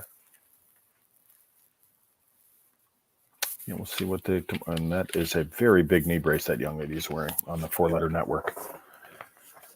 An injury that I've managed to escape. Yeah. Knock on wood. I've been lucky. I haven't had any knee injuries. When I played football, my ankles were in bad shape. I sprained my ankles more times than I can even remember. I'll say Seattle selects Jackson Smith and Jibba. A little surprising as they have Tyler Lockett, who's similar wide receiver to him, but maybe they look to move on from him after this season. You give Geno Smith another wide receiver option with Metcalf and Lockett and now him. Again, surprised they took a wide receiver, but sometimes if you take the best guy available on your board and you get the best guy available, I guess, on their board. So. Yeah, and a luxury pick for them. I mean, they've got 2 first-round draft picks. I think that's got to change your drafting strategy just a little bit. It takes a little bit of pressure off that you can take a stab with somebody. You don't necessarily have to go need. They got their need addressed early with a corner. Now you got a pick where you can add another wide receiver to your arsenal there. And I'm in the camp. You draft best position, or you draft best player available for the most part, regardless of position. That's the camp I'm in. When it comes to drafting, I think if you start drafting for need, we saw it with Green Bay after Randy Moss jumped on the scene in '98. The next year, the Packers took 3 corners, boom, boom, boom, because they over panicked, and Antoine Edwards was a bust. Fred Vincent was a bust. So you draft based off need. It can end up biting you in the butt. They didn't need an edge guy when TJ Watt was available. They traded back, took Kevin King, which was a position of need, because you had Ladarius Gunter covering Julio Jones in the NFC Championship game that year, and we saw how much separation he was getting. So they drafted who they felt was the best corner available, and due to health, he could never develop fully. So I'm a draft best position guy, and if it happens to be a position you don't necessarily need, make it work. So that's all. I guess, are you more of a need or best player? No, I think it's best player. And then, the other thing is I think there's certain positions that when you start looking at building your team, that you just put a premium on. You got to have a left tackle. You got to have one shutdown corner. A stud defensive tackle. Yeah. But there are positions like guards. I just don't know that I need to have an all-pro guard in there. Do I need somebody that's decent and serviceable? Yeah, but I'd rather have 4 of them so that I can just kind of shuffle with those. So yeah, Jenkins was a second-round pick, and he's going to become an all-pro guy. Yeah, and extremely versatile in being able to play 3 different positions on the offensive line. So you can get guys. It's almost like everybody thinks if somebody's not a first-round draft pick, they're not going to be any good. To me, it's the first 4 rounds you got to look at. Those are where you should get your quality starters. 5th round, if they make it, they're a special teamer. 6th and 7th round, throw a dart at the dartboard. You're hoping to find a diamond in the rough. You're hoping at some point, or you're just filling camp bodies at that point. So I was going to say, Seattle's definitely taking advantage of that Russell Wilson trade. Charles Cross, Kenneth Walker, Abraham Lucas, Tyreek Woolen, Witherspoon, and now Njigba. Definitely taking advantage of that Russell Wilson trade. Well, and you got to wonder what Denver's going to be able to do in the next few years. They have to win now. Yeah, that's why they hired Sean Payton. Which, Sean Payton had a lot of 7 and 9 years with Drew Brees as his quarterback. 7 and 9, 8 and 8. Yeah. So, and you gave up draft capital to get him. So now you dip twice into a well, and the stories coming out about Russell Wilson having his own office on the coaches and executives floor and the prima donna treatment. And Sean Payton's like, nope, not having it. Not happening. So now you got a big cultural shift there, and I don't know that he can argue with a guy that's got a ring on his finger. Yeah, and Wilson wanted Sean Payton, I think. At least he publicly said he apparently wanted him in Seattle. So that's partially what caused that breakup. I've never seen from Russell Wilson the accountability and the acceptance of the fact that they won on his rookie contract, and the team around him was really good, and he never progressed beyond that. He got paid a lot of money, and he took a lot of sacks, and not all of them were on his offensive line. Nope, he ran around a lot and held on to the ball because he wanted to make the big play down the field rather than just take what was there. And unpopular opinion, because I know, opinion of him has shifted quite a bit the last couple of years, but I've honestly felt that the whole Russell Wilson act was a bit phony. Oh yeah, I think people see through him, and it's a very cultivated, very calculated image, and it just, I don't know. He's just, I always think of, when I think of a quarterback, I think of a guy, who do I want on his own 20, a minute and a half to go, 1 timeout? Who do I want to drive when you're down by 4? And he just never struck me as that guy. He strikes me as a guy that's kind of into being a celebrity and kind of being into Russell Wilson and the whole Broncos country let's ride debacle that he did last year, I think is indicative of who he is. He didn't come in and earn it with his team. He just kind of came in and got Nathaniel Hackett fired pretty quick. And don't forget the high knees and the the high knees in the airplane. Yeah, just an odd dude. And I think at some point talent is great, but you need somebody that your team rallies around and your team believes in. And we'll see how he does this year, because if it doesn't happen this year, then you get some serious problems there, because you don't have any draft capital, and it's going to be a 5 to 6 year rebuild before you're any good again in a tough division. The Chargers, it's not going to be quarterback because they have Herbert already, and he's a very talented quarterback, hence why they're drafting 21. So wide receiver, tight end, 2 positions they could use help with, and they go wide receiver. Quentin Johnson from TCU had some drop issues. Was it dropping the ball was a concern? But I know he had a big 70-yard catch and run against Michigan in the end of the college football playoff semifinal game. 6'4", 6'3", somewhere in there. 220, big guy. 208. He was listed about 220 in college, but 208, and he's a guy that can definitely be a good asset to a wide receiver core where you have an aging Keenan Allen and a never able to stay healthy Mike Williams. Yeah, and Williams is disappointing. He's got a 40-inch vertical.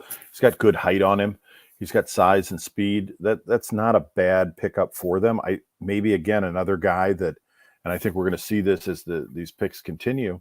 Guys that are maybe 2nd round on somebody's board or 3rd round on somebody's board, and then we're going to see another team reach up and take him in the first round because they like them better. There's just a bunch of people now that somebody likes, somebody doesn't like. He's got sub 4.5 speed. He's not necessarily a burner, but he's got a guy who's got some ability to help them. Speed. Yeah, and he can play, and we saw that with Watson last year. I think he's a comparison to Christian Watson fairly significantly, a guy who went in this high second round. But in this year's draft, maybe it's not a bad pick for the Chargers. You talk about another coach who you have a franchise quarterback there, and you just haven't gotten a whole lot done with Justin Herbert. And I really thought, truthfully, I thought Sean Payton would wait and take that job because I think that's going to be open. I'm surprised they kept Staley around knowing Sean Payton wanted to come back. Yeah, that was a little surprising. And Payton, I think next year would not have any compensation, or the compensation would be less. So that would be exciting. Yeah, and I don't think the Saints would have had to I should say I don't think the Saints would have been able to get any draft picks. I think he was going to be I think his contract was up after 2023, if I'm not mistaken. So, okay. So that would have, and for Peyton, you would want to go someplace where they don't have to compensate the Saints, because then you're not losing the draft picks you're going to lose. Yeah. So I'm going to go take a look at Detroit Lions Twitter and see what they're thinking with their picks. Oh, I'm sure that's going to be a fun read. Well,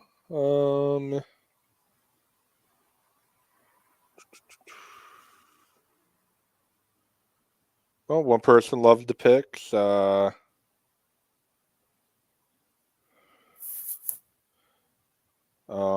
Does Campbell change the defense more than Cansey? GIF of somebody nodding and then shaking his head no. This is why I trust Campbell. He's got heart. Can we trade the Ford family? 2 excellent second-round picks today by the Lions. Say what? You mean it's round 1 today?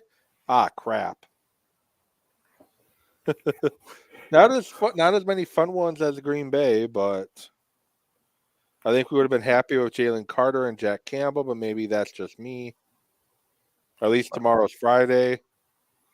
Well, and a lot of this draft may be defined by your second and third and even into the 4th round picks, because there may be just as good of players left on the board after today as there were that went in certainly the bottom 20 picks here. There's some reaches, and it may be that we look back on this in a couple of years and say, A, it's either a terrible draft overall, or B, there were good picks in the second and third rounds that are just as good that came off the board on Friday night as came off the board on Thursday.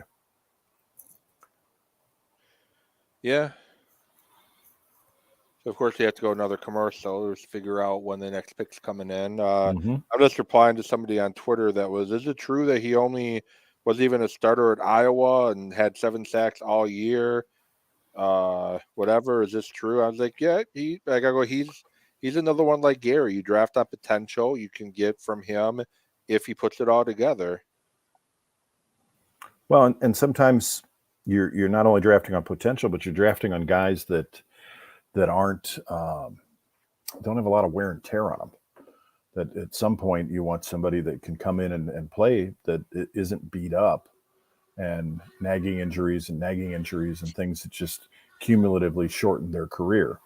And granted, it's a short career anyway, but the difference between a 4-year starter and a guy that starts 8 to 9 years, boy, when you can pencil somebody in, and if this kid can be another Gary, then Van Ness is a great pick, because Preston Smith is probably gone in a year or two, and certainly has the ability to fall off a cliff. I was looking the other day comparing TJ Watt stats to his brothers, and he signed a big contract, and that's terrific, and he's been a great player, but he's right at the point where JJ Watt just fell off the cliff, and it was one injury after another injury after another injury, and all those years of double-digit sacks just went away, and he just became a guy that was in the tub a lot. Yeah. Some other Lions reaction. Again, Lions are killing the second-round picks. Too bad it's the first. I'm stunned, confused, a little heartbroken, disappointed, lost. Who's blackmailing Brad Holmes? What a resume. Best 1986 draft ever. What if we picked first rounders in the first round? That'd be cool. Biggest reach I've ever seen. This is about Campbell. Mm-hmm. Please tell me Holmes will be fired. These picks are inexcusable. First pick was kind of WTF. Candle pick is fire. You want great players that love the game. Dude is effing freaking beast. WTF are we doing? So, again, the team sees something in these guys that they like. Mm-hmm. I guess for me, the one pick the Packers have had that really made me want to punch my hand through the TV, which I would never do because I don't want to buy a new TV, but was Harrell from Tennessee back in, I want to say it was 2008. Mm-hmm. But Justin Harrell from Tennessee, or maybe it was 2007. That picked him right around 15, and that was it was like 22, so it wasn't 2007. But either way, that was a pick that was just a what are you doing pick, like absolutely ridiculous pick. So, now you got the Ravens on the clock. Looks like their pick is in. I think Don's reacting to the Lions pick here. Hashtag William Horlick curse. So I wonder if that's what he's referring to when I was going through the Lions picks here. Oh, goodness. All right, now the Ravens have had a busy day. They signed Lamar Jackson to a 5-year contract, $250-ish million, and 182 guaranteed. They've also got $15 million guaranteed going out to OBJ, who's coming off a year where he didn't play, and an ACL, his second ACL injury on that knee. I think one of his knees doesn't even have an ACL anymore. I thought I heard. Yes, and Zay played on Flowers, so wide receiver. So they're getting a nice little slot guy who can also small guy, but got some running skills there. Can catch the football. We'll see if he's able to match up well against. See if he can match up well against NFL quality defensive backs. And out of Boston College, 5'9", 182 pounds. It'd be interesting to see. They have a new offensive coordinator there. Greg Roman is out, and now you've got Todd Monken coming in from Georgia, where he's been the offensive coordinator with some serious success in the college ranks for the last couple of years. So now you got another weapon along with Odell Beckham Jr. to have Lamar Jackson throw to, and maybe eliminate his excuses of not having anybody to throw to. I don't know if you see what I just put on the screen there. That's from Don. Lions are going to run the wishbone. Oh, mercy. Well, I guess it's better than the single wing. So yeah, I think they're probably they're one team that really has me totally confused on what they're doing. I don't understand that move at all. As we wait for the Vikings to pick, other picks that I really wonder about. Gibbs for the Lions. We mentioned Detroit. Will McDonald, the Jets drafting him in round number 1 at 15 when he's a second-round pick. That confused me. Washington taking Emmanuel Forbes, and he still had Gonzalez on the board. You still had Porter on the board. Still had that kid from Maryland on the board, Banks, who tested extremely well. Jack Campbell, head-scratching pick. Tampa Bay taking Cansey from Pitt. Doesn't really fit what they do defensively. I don't understand that at all. Zay Flowers, I guess you're getting a wide receiver to help kind of be, well, they're comparing him to Tyreek Hill, which I don't think anybody can compare to Tyreek Hill personally. No, and he's a slot guy. So you're okay. Yeah. And OBJ is you put $15 million into that. I think you're trying to eliminate any excuses from Lamar Jackson, but you guaranteed him $180 million. You're stuck with him for 4 years. Yeah, but you still had other options on the board than Flowers at receiver. Maybe not first round talent, but Flowers had the first round talent, just doesn't have the first round body style. Some possibilities according to CBS Sports, good fits for the Vikings, which I think are definitely fit. Deontay Banks from Maryland, Joey Porter Jr. from Penn State, and then Jordan Addison from USC. They lost Adam Thielen this year. He's now in Carolina, catching balls from CJ Stroud now. So they could definitely use another wide receiver opposite Jefferson. And then you got to decide, you have very limited cap resources in Minnesota right now, and a wide receiver in Jefferson that's going to demand a lot of money. Big dollars. In a couple years. Well, and that's where I wonder if you're at the point where you're ready to move on from Kirk Cousins. Yeah. Cousins has, 1 year left on his contract, and then he's a free agent. And this is where Will Levis could have fallen to. And if Will Levis falls here to Minnesota and he's a serviceable starter, Minnesota had a good draft. It just fell to them. Or they go with Hendon Hooker and hope that he is the answer there. I hope the Vikings take Hooker. That would be so Minnesota of them to do that. It would be the age thing and the injury thing bother me a little bit with him, and coming out of a really unique offense is probably the third difficulty with him. But he's overcome some adversity. I think there's some grit to the young man. Yeah, I'll be curious to see who replaces him in Tennessee. It's Joe Milton, who's probably going to end up being the starting quarterback there, and how well does he end up being a quarterback, because he beat him out originally, and then got hurt. I'm just not taking him at 23. No, but do you trade back a little bit, or is it Levis? Levis is, I mean, some people were talking about him yesterday as possibly the first quarterback out of the draft, and he's doing an Aaron Rodgers-esque fall to I would do Levis, because Hooker is in a prototypical draft year, he's a third-round pick. Yes. A fourth-round pick. He's not a first-round pick. And you reach on quarterback because you get that fifth year, but Hooker's not a first-round prospect. No, and the rules have changed with the fifth-round option. But yeah, there's guys here now that there's probably our next couple of picks here are not going to be worthy of first-round picks. And you've got some teams like Jacksonville and New York Giants that are drafting this late that are not that good at teams. Like, they shouldn't be this deep. They got into the playoffs. That's great. But they've got some holes on their team that they need to continue to build. And you're going to be taking guesses at people now. Hopefully you get a hit. More than likely, you're going to end up with some people you scratch your head 2 years later and go, "Why? What were we thinking? What were we trying to do there?" Yeah. But Vikings defensive line, not really any prospects left for maybe Brees from Clemson, 6'5", 298 defensive lineman. Minnesota can use some help there up front. Corner is a position they could desperately need. The defense of Minnesota was atrocious last year. Oh, brutal. Of course, when you hire at Donatello to run your defense, you can ask any Packer fan. They can tell you he is not a good defensive coordinator at all. He must be one heck of an interview, because his resume is not great. It's not good, no. And Joe Barry, that's a good interview too, because he still has a job.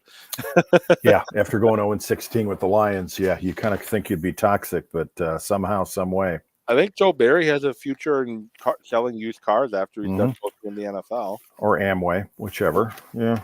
All right, we've got a couple of teams. Well, Philadelphia's now got the 30th pick, the second to last pick in this abbreviated draft. So they've got a second pick coming up. And then you got Jacksonville and the Giants. The Giants were a team that wanted wide receiver. The top three are now off the board. Top three. And I know Flowers is a stretch. You have Hyatt, who is probably more of a middle to later second round pick, but he could jump up if the Giants want to go that route. Jordan Addison, if the Vikings don't take him, is there. Or the Giants might have to wait till tomorrow where you can get Josh Downs, Tyler Scott from Cincinnati, Cedric Tillman, Marvin Mims. So maybe there's other options tomorrow for the Giants there. Jacksonville could use offensive line help. One of their big tackles is now suspended indefinitely for PED use. So they can. Cam Robinson's out. Yep. That's become definitely a need position now. Yeah, there's some good players on the board. Not necessarily great prospects, but Will Levis is still there. Nolan Smith, the Maybe the outside Vikings take linebacker. Nolan Smith. They lost the linebacker this year. I'm not sure where he went, but they did lose a linebacker this year. So maybe Nolan Smith comes in to replace him. He's another guy that is undersized, but Mm-hmm. freak athlete, can run sideline to sideline, and I've seen him compared to Micah Parsons a little bit in regards to what you can do with him. Mm-hmm. Yeah, similar type of player. I think Yeah. Parsons a little bigger, but Giants, I know, don't need a tight end, or don't think they do. They signed Darren Waller. They traded for him from the Raiders, but which you can still take one just because he is injury-prone guy. oof, So get a yeah, nice second number 2 tight end in there. yeah. And he's a bit of a hybrid. He can play in the slot. He can play outside. I think I'm a little concerned with what he's gone through in his personal life and his issues early on in his career that prevented him from blossoming, that he may be over. I think his body is just older than it really is. And he hasn't played much the last 2 years. So Packers almost had him, but the Raiders decided not to move him. and he didn't do anything last year. It was all hamstring related and problems with that. And at a certain age, some guys just age quickly. And I think he lived a pretty hard life in his early 20s, and that's coming back to haunt him now. Yeah, I'm kind of glad don't have the sound out on my TV because the Vikings are doing that stupid skull chant. So I'm kind of glad I don't have it on. Oh, there you go. And the Vikings select, drum roll. See what they come up with. Added a wide receiver.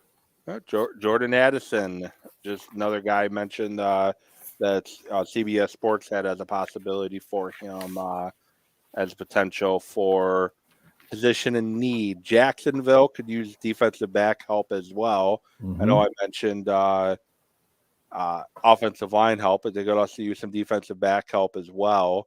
Interior offensive line, but I don't think you go there at this point. Breeze maybe from Clemson, get some defensive line help. But corner, you still have Banks on the board, still have Porter Jr. on the board. So definitely guys you could get. You don't need a wide receiver with Ridley now being eligible to play. So he adds to what they already had. Trevor Lawrence took big strides his first year with Doug Peterson. Mm-hmm. Running back's a strong position, but there's also not any at this spot to take. So we'll see what Jacksonville does. Yeah, I think they're a team that is not particularly deep with quality players. So it's really your adage of take the best quality player that's out there because you probably have a need somewhere with it. Trade alert, Jacksonville's trading. I know this could be interesting. Somebody's trading back in. Dallas is sitting at 26. Giants don't need a tight end. Giants are moving up 1 pick. Giants are moving up 1 pick. I never understood I got to move up 1 pick position to get somebody. I think what it is, you have somebody targeted and you've talked to Jacksonville and said, hey, if somebody else comes in interest, and it may be somebody that the Giants, they're looking for somebody to leapfrog them. You got Giants, Bills, Bengals, Saints, Philadelphia, and Chiefs left in this first round. Yep, and Giants need corner help. I mentioned wide receiver, interior offensive line. They could always do a tight end because it doesn't hurt to have another tight end with, as you mentioned before, just not too long ago, Waller's injury history. So, and if the Giants want, and if you're Jacksonville, if the Giants want somebody that you don't want, that's great. Trade up, pick up something, even if it's just a 5th round pick that you take a stab on. Maybe you get lucky, or you use that pick to package and move your 2nd or 3rd rounder up a little bit and get something else you want. Yeah. So I mentioned Banks and Porter Jr. are still on the board for potential corner back positions. I'm not a big fan of him, but Brian Branch, you mentioned with the Patriots, he's still on the board. Other corners still on the board. I got to scroll down to where I have them listed. Not really any 1st round options right now outside of Banks and Porter Jr. Safety, there's really not a 1st round option at safety. I don't consider Branch a safety, even though that's what he's listed at. Mm-hmm. I think he's more of a nickel corner who can play kind of all over the place, but he's a guy that didn't test well. Defensive line, there's really not a ton in the 1st round currently for defensive line. Carter is gone. You still have Brian Brees potentially there. Couple guy from Northwestern who's probably more of a second-round pick. He's still hanging around. Mm-hmm. I can't pronounce the name, so that's why I'm not trying. Oh, I'm not even trying that one. I might call someone's mom a bad word if I try to say that. Yeah, name, so. double A. That's all it's good for me. Yeah. It's interesting. That's still around, so we got some interesting teams coming up. You've got Dallas, and I know they franchise tagged Tony Powell, but you've got Dallas, you've got New Orleans, who I think is going to be needing a running back because I think there's going to be some fallout for them with Alvin Kamara's Las Vegas visit. Yeah. And you've got Buffalo. So you have Buffalo, Dallas, and New Orleans that could all use running backs, and there is nothing on the first round that even suggests remotely. I think we had a reach with the Lions, so there's nothing to go for there. So that kind of is a position of need that is going to have, I would think, going to have to be unfulfilled for them, or it's going to be a massive reach. But all three of those teams need to add a running back to remain competitive. Yeah. So comparison here, the RAS score that I was mentioning, relative athletic score, Lucas Van Ness, I just saw this posted. He pretty much matches Nick Bosa for his RAS score. He's similar. He's taller, 6'5" to 6'3". Bench, he only benched 225 17 times as opposed to 29 from Bosa. And his vertical is 31. But how often is a defensive end doing a vertical leap anyway? His 40 time was a 4.58, faster than Bosa. 10-yard split was a 1.57. Very good. Broad jump was 9.10. Shuttle was a 4.32, and three-cone drill was a 7.02. Numbers you like when it comes to his arms are 34 compared to Bosa's 33. His hands are 11 inches compared to Bosa's 10.75, so not a big gap there. Definitely numbers you want in regards to a athlete. I had an opportunity to see him play a little bit this year, and he's capable. He has the ability, I think, down the road to take over games. He's got that kind of dominance, but he's young, and 17 reps at 225. You'd like him 25 and up, but Bosa was a fully grown, fully developed player coming out of Ohio State. This guy's a redshirt sophomore that has some room to grow. Yeah. Looks like Brian Dable and his crew are happy. Looks like their pick is in for the New York Football Giants. Great job by the Giants after swinging and missing at that coach position. Ben McAdoo, Judge. They finally seem to Pat Shurmur. Coach. Yeah. Shurmur. I forget about him intentionally sometimes. That's how bad he was. Yeah, this could be interesting, and we'll see if he can duplicate and have that division is a division that strangely hovers right around 500 for a lot of the teams, and nobody's terribly bad, nobody's terribly good, and then somebody gets hot in the playoffs, and you have a 9-7 Giants team led by Eli Manning win a Super Bowl. It's just they tend to knock each other down a little bit, and then come playoff time, somehow occasionally get a spark and go from there. Although Jerry Jones has seemed to miss out on that since 1996. Something fierce.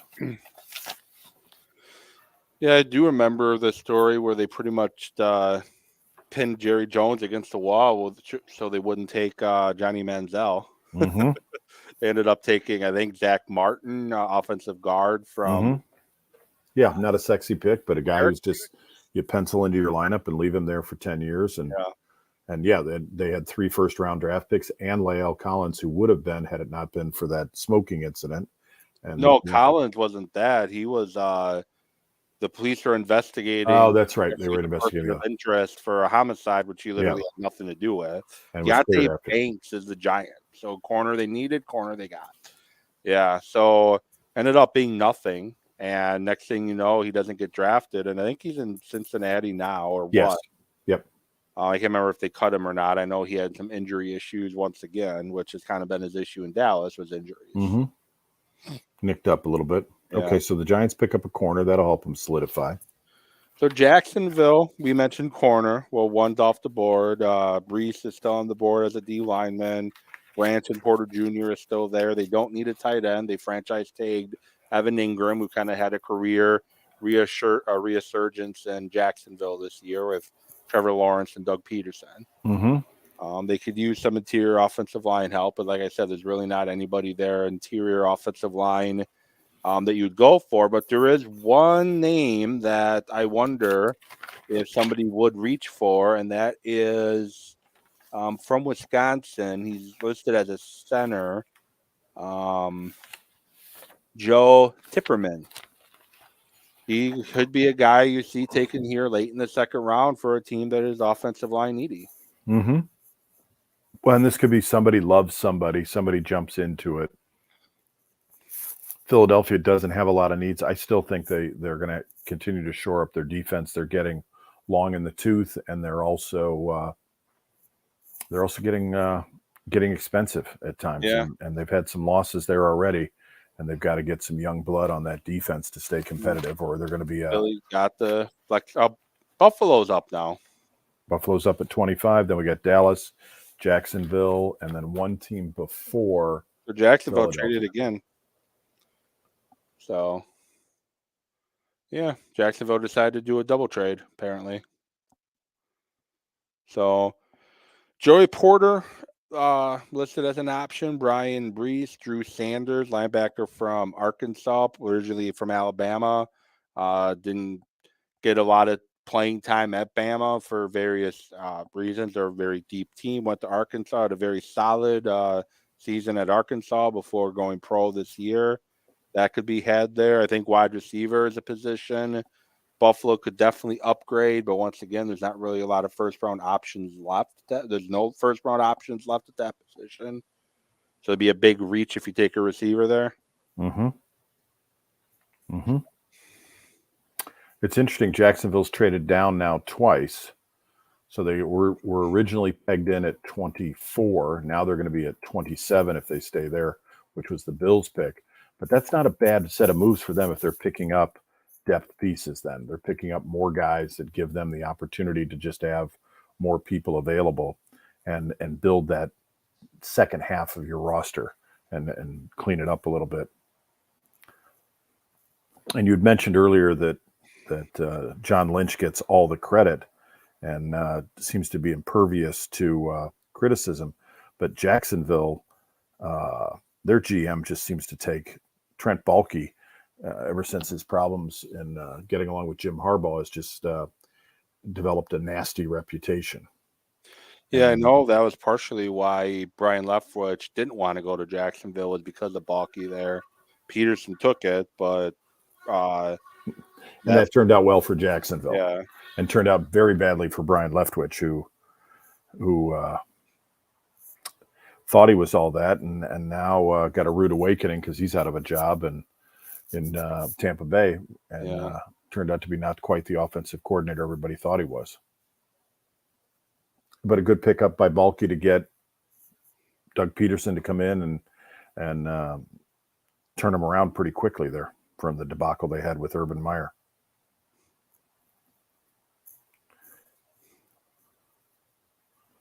So we'll see who the Bills pick. The Bills must have found somebody they like, and they must have wanted to move up to get him because they think Dallas can jump and do that.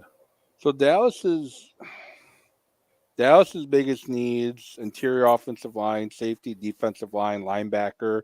So maybe they wanted Drew Sanders, want to jump ahead and get him. Could be. They wanted Brian Reese from Clemson, wanted to jump ahead and go get him. Entirely possible. 0.1% chance that Will Levis would be available at pick 25, according to ESPN Analytics. I'm guessing mom, girlfriend, and maybe sister joining him in the green room, I guess we're calling it. Green room of sorts, yeah.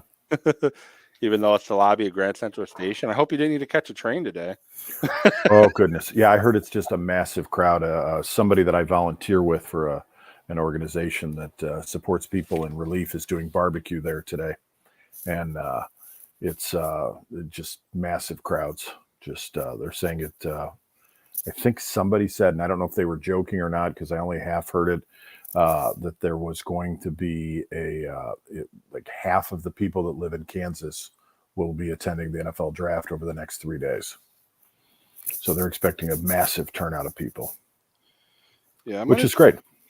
Yeah, I'm gonna jump to the Vikings page and see what people are saying about their pick. Yeah, Green Bay is rumored in a couple years to be in the bidding. I forget which year, potentially for the NFL draft, and that would be huge in Green Bay to bring that in. Oh, be massive. Well, and weather's usually better this time of year, so to give it to a team that maybe isn't going to be at the top of your list for Super Bowls would not be the worst thing in the world. And it's a fun event for fans. They've built this into quite an experience. Yeah, one comment most of the comments on the Vikings for the Addison pick are good. Mm-hmm. But one that stands out that I had to chuckle at, can't wait for Kirk to ignore him on 4th and 8. Well, and that might have been replacing Thielen because you just couldn't afford Thielen and Jefferson. Yeah.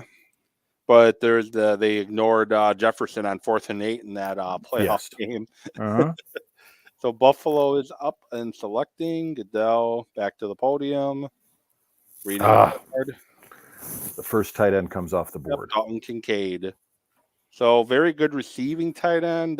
Looks kind of standing with his family. Looks kind of small overall.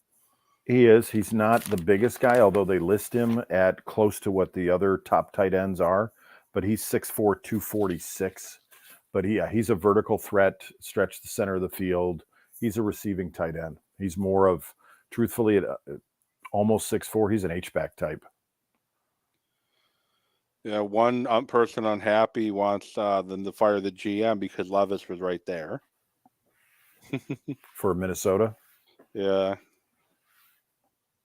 Levis could drop out of the first round here. I think somebody will jump into the first round to take him, though, at this point. You'd rather get him for that 5 years. Lock him in for that 5-year option and only have the 4-year. He was some of the people had him listed as a top quarterback in this draft. I didn't, but some had him listed as a top quarterback in this draft, and he's still sitting there. It is kind of Aaron Rodgers 2.0 in regards to the way he's falling. I know Alex Smith was the only other quarterback in that draft that was taken before him, but it is really turning into that. Yeah, a little bit different era. Quarterbacks weren't overdrafted the way they are now, but yeah, I think this is a shocker that he's lasted in the low 20s, and this begs the question: is you look at the teams that are still here, nobody's really quarterback needy now.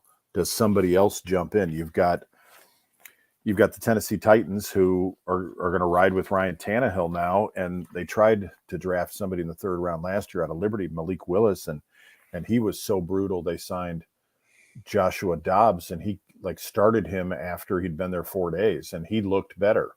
And I know Joshua Dobbs is a really smart guy, former aeronautical engineering student, but man, to throw a guy in that quick and he looks okay compared to somebody who's been with you the entire time suggests maybe he is not NFL ready. The Colts got their guy. Okay, fine. There's a lot of other teams with maybes, from the Raiders to the Bucks to the Seahawks, the Lions, Rams, Commanders. The Commanders are still that Sam Howell commitment is still head scratching to me, even more so than Desmond Ridder with the Falcons. Texans got their quarterback. Minnesota could use one, and Falcons with Desmond Ridder. I don't know if he's the long-term answer or if they're looking ahead to 2024. Cowboys are now on the clock. Yeah, we'll see this possibly be another trade down option potentially here for the Cowboys if the guy they want isn't there. We have to assume at a certain level that the Bills at least thought the Cowboys were going after Kincaid out of Utah, the tight end. So is it Michael Mayer from Notre Dame, who's more of the traditional tight end, a blocker, or is it Luke Musgrave from Oregon State? with the wide wingspan. Yeah, Musgrave would be a bit of a reach in the first, but we've seen it happen today numerous times. And it's Jerry including Jones, running so back from Alabama. who knows? And maybe this is where the Cowboys trade out and go back down Yeah. into the second round. And maybe the Arkansas connection with Jerry Jones, they take Drew Sanders. Entirely possible. He does love Arkansas, you know. The former Razorback does love his team. Yeah. But Branch and Brian, I don't know if I think it's Brace or Breesy still on the board. And now they're comparing Meyer to Witten, so ESPN's hoping it's Meyer. I think Witten's a little bit better receiver, or was certainly coming out, but Mayer could develop. But he's a good two-way tight end where he can block and give you some receiving threat there. See who's at the top of the second round. You've got the Steelers have the first pick in the second round from Chicago. Houston's still there. Arizona, Indianapolis, the Rams get their first pick at 36, and I'm willing to bet that they are excited that unless somebody leaps up and jumps over them, they may have a shot at Levis at 36, which would have to be just a dream scenario for them to get somebody of his talent in a draft without significant, real, genuine first round picks to be able to pick him up in the second round. Would be a blessing. So you're not looking at that third and fourth and fifth rounders. Yeah, McCarthy, for the image they showed in the Cowboys war room, McCarthy and Jones look like they're having a discussion. So I wonder if they're debating on a couple options there. McCarthy probably wanting Mayer. Well, and he did come out and say wanting, he wanted to run the ball more. Yeah. And basically, regardless of what you call it, let Kellen Moore go and said we want to run the ball. Definitely do or die for McCarthy in Dallas this year. This is going to be truly his offense this season. He started out as a good play caller in Green Bay, and then that kind of went away late in his tenure. His offense got very stale very quickly. He's had Kellen Moore calling the offense his first couple years there in Dallas. Who he inherited. He was forced to keep him. And now he has a new offensive coordinator in Dallas. He's going to be calling the plays. McCarthy will be. We'll see how that goes. And I chuckle when he said McCarthy wants to run the ball more, because he always said that same thing in Green Bay. After every game where they only ran the ball like 5 times, he had 8 carries or whatever. We got to run the ball better. We got to run the ball more. Then do it. Then LaFleur has inherited that as well too. Well, yeah, but I think he's been guilty of it at times. I think a lot of that is his quarterback checking out of can plays too. Yes, so we'll see how that works this year. I think the Packers are going to run the ball a lot more this year. But McCarthy is one that I always talked about it and never did. Where LaFleur, you look back to what he did in Tennessee, even he's been one that I always want. He likes running the football and basing everything off that run action. For the Sean McKay, the whole thing. And I my biggest challenge with McCarthy when he was with the Packers, Al Davis said it once when he was the owner of the Raiders. He said, "Coaches 10 years, that's it." He got rid of John Madden. He got rid of who won a Super Bowl. He got rid of Tom Flores, the first minority head coach to win a Super Bowl, who won 2 Super Bowls. He gave him 10 years. He felt like the voice gets tired at a certain point. And Bill Walsh felt that way too. McCarthy, and Bill Walsh was a disciple of Al Davis's. At some point, you look at McCarthy's career, if he'd left after year 10, it might have been a different story that's written about him.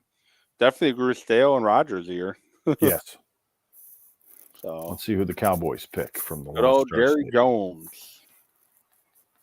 Tight end or linebacker? Neither. Oh. Nancy Smith out of Michigan. Another guy that's second round, third round guy. Late second. He's strong as hell. He's big, defensive lineman, strong as hell. But is he really the first round pick here? Probably not. No, he's 6'3", 323. I mean, Mel Kiper had him sliding back into the first round. Yeah. And I got to wonder if this was a conversation. He's young. He's only 21. He's a big dude, almost 340 pounds. Yeah, I don't know. Wasn't high on him as a first round pick, I guess, at this point. And the way the draft boards are for everybody, as being a not a strong draft with first round talent, I guess why not take a reach? Yeah, or maybe you like something about him. And I think maybe there are guys like Mazi Smith is a prime example. He's 6'3". He's only got he's under 34 inches on his arms. Maybe he's off some team's draft boards, or he could easily be a third round grade with somebody, and somebody else has him as a first rounder. And it's just, what do you like? What do you value? What do you think? And we may have some guys that in the third round this year that end up being quality starters. Yeah. So does Jacksonville do the hat trick? Do they trade back for a third time? They may trade themselves completely out of this round. Yeah, because you got to think quarterback needy teams might be looking to get back into that first round. I know there's really nobody left in the first round that's going to take a quarterback, but nope. Early second round though. Yeah, and the Rams are sitting there. I mean, you look at the quarterback needy teams are no longer there in the second round at the top of it. You got Pittsburgh with the first pick of the second round. Houston, they got their guy. True, yeah. Arizona Cardinals had a chance at a quarterback and decided not to. And then the Colts picked up a quarterback, so they're not going to get one. So the Rams are sitting pretty, and you get to 41 with the Titans is probably the next team that wants a quarterback.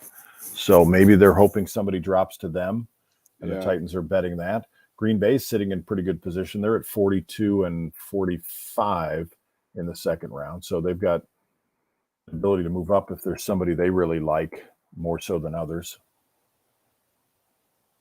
But we'll see. Philadelphia's pick of 30 will be interesting. That's kind of a luxury pick for them, and the Chiefs as well too. They're both pretty good rosters. So now you're really looking for depth pieces And I know the Steelers pick will be tomorrow, but that's technically that's kind of in a way a first round pick too. Often getting their stripped. Right. Not with the 5th-year option, but yeah, you're getting the 32nd player available. So yeah, I'm not sure where they go. Cincinnati keeps throwing people at the offensive line. Tight end's a position of need for them too. So maybe they go tight end. Corner, they could use some help. Eli Apple gets burned a lot. Talk about burned apple pie. Yeah. Yep. There's definitely they gotta get younger on that side of the ball. Yeah, and the Saints have to get younger just in general. They're for a mid-range team. They're just a 7-9 old team waiting to happen. Yeah. Well, and I don't know how they got the money to get Carr, but they're a team too. And I pay attention to the salary cap, but overall I don't really care too much because there's only one, like for Green Bay, for example, there's literally only two people that know exactly what the salary cap is for the Packers, and that's Russ Ball and Brian Gutekunst. Like, we don't know the language in these contracts. Yeah, the Saints are they figured out how to get up to $14 million in cap space somehow this year. But the last 3 or 4 years, they're very over the cap each and every year. And next year, they're projected $42 million over the cap once again. 2025, they're finally at 54 under. But in order to get under in 2024, that 2025 number is probably going to be much significant less than that. So the Saints have, for the last 4 or 5 years, have been doing a lot of gymnastics to be camp compliant, let alone bring people in. So yeah, they definitely have to get younger if they want to build a football team that can compete at a high level. And you've got an old quarterback, and you've got a terrible contract for Taysom Hill. Yeah, he's massively overpaid for a gadget guy. Yeah, he's not a quarterback, but you paid him like a quarterback, and had to redo his contract, so he's got a lot of dead money if you were to get rid of him. Right, so he's sealed in there, and you're going to have him. And then you've got, what do you do with Jameis Winston? Is Taysom Hill your backup? Like how does that all happen? And truthfully, Derek Carr, he's had some nice seasons. He's never won in the playoffs. Nope. And Carr had a very subpar year last year. Yeah. So Mel Kiper's best 5: Levis, Smith, Porter Jr., Murphy, and Harrison. Murphy dropping surprising. I thought he was top 15 talent. Yeah, there's Clemson players, ACC competition level. You think of Cleveland Farrell, who just signed with the 49ers, who was, I think, the 4th overall pick with the Raiders. High quality guys, great, but they just haven't produced outstanding talent necessarily. And it's maybe a little bit of a difference between an ACC school and an SEC school. They're just a little bit different ball game week in and week out for them. So we'll see what happens with that. Yeah. Will Levis seems to have a different girlfriend now. Yeah. For a guy who's dropping, maybe he changed out. I don't know what's going on. Maybe. So it doesn't look like Jacksonville's going for the hat trick in the first round. They are making their selection finally after trading back twice, accumulating other picks, and they take Antonio Harrison, tackle from Oklahoma. He was climbing a lot of boards recently. Offensive lineman. They needed offensive lineman help, especially with the suspension of Robinson. So he's a guy that you can punch in at right tackle, and you're good to go.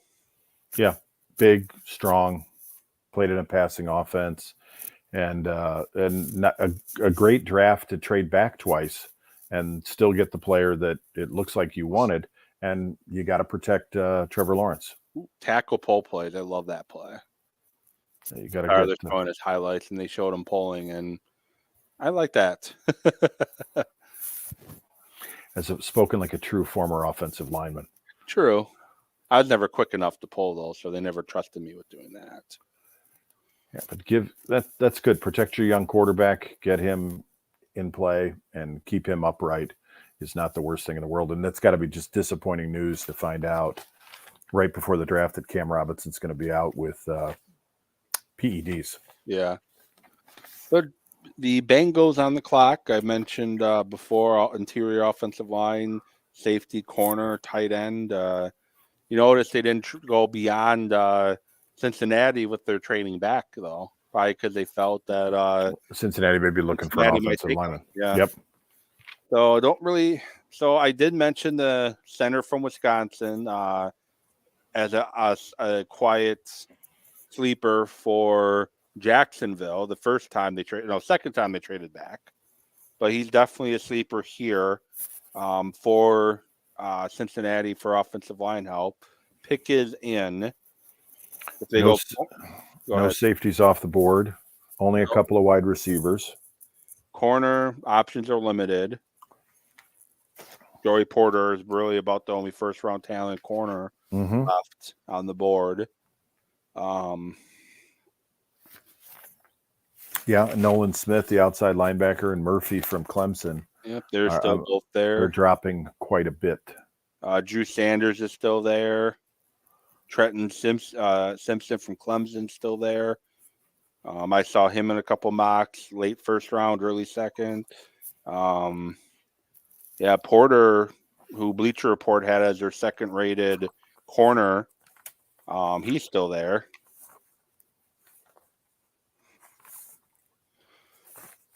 It'll be interesting to see what Pittsburgh does to lead off first part of round 2. I'm sure the phones will be working tonight and burning deep into the evening. Yeah, because Pittsburgh, I don't really know for sure what they truly need. Like, they needed offensive line help, and they got it. They could get younger on defense, like a corner on defensive line, a lot younger. Maybe Murphy from Clemson would be perfect for them to put opposite of TJ Watt. Yeah, I think younger on defense has got to be their gist. Although their offensive line, I don't know. I feel like there's another body.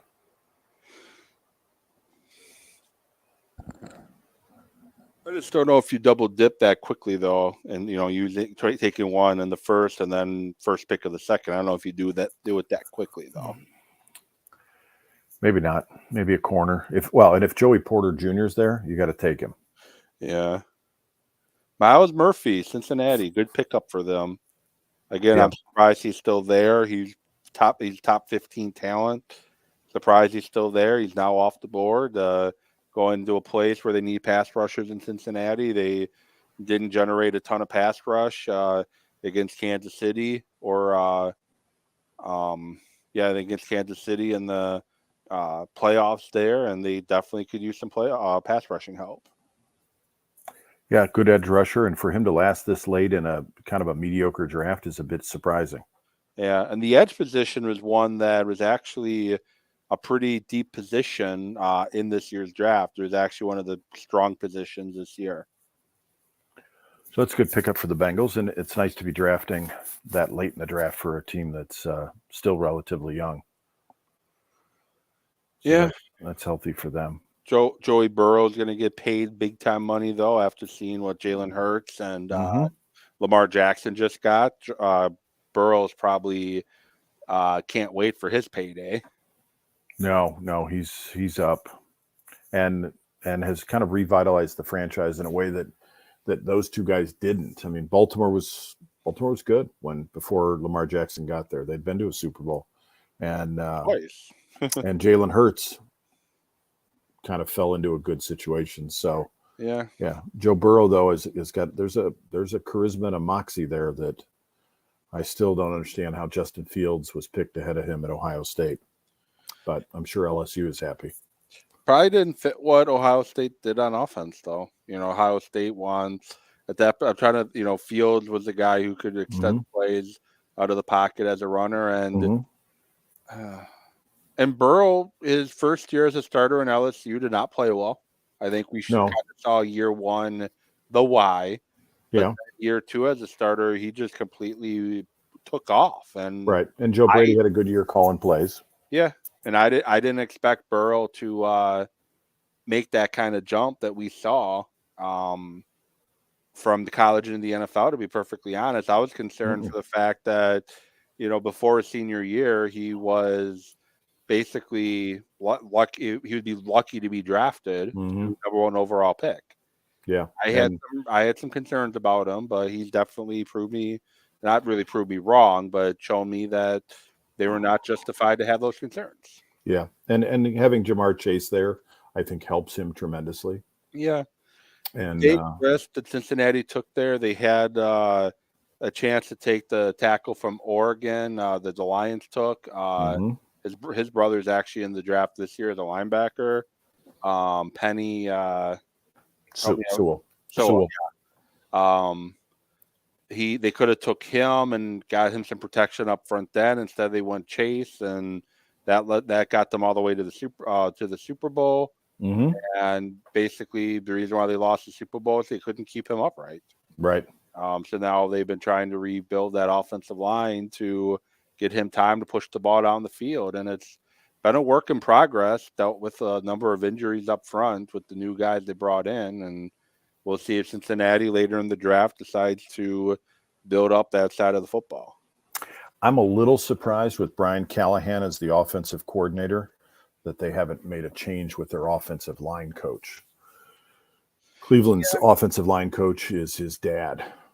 And, former Nebraska coach, right? Former Nebraska coach, former Raiders head coach. I think he was coached at Green Bay briefly, if I'm not mistaken.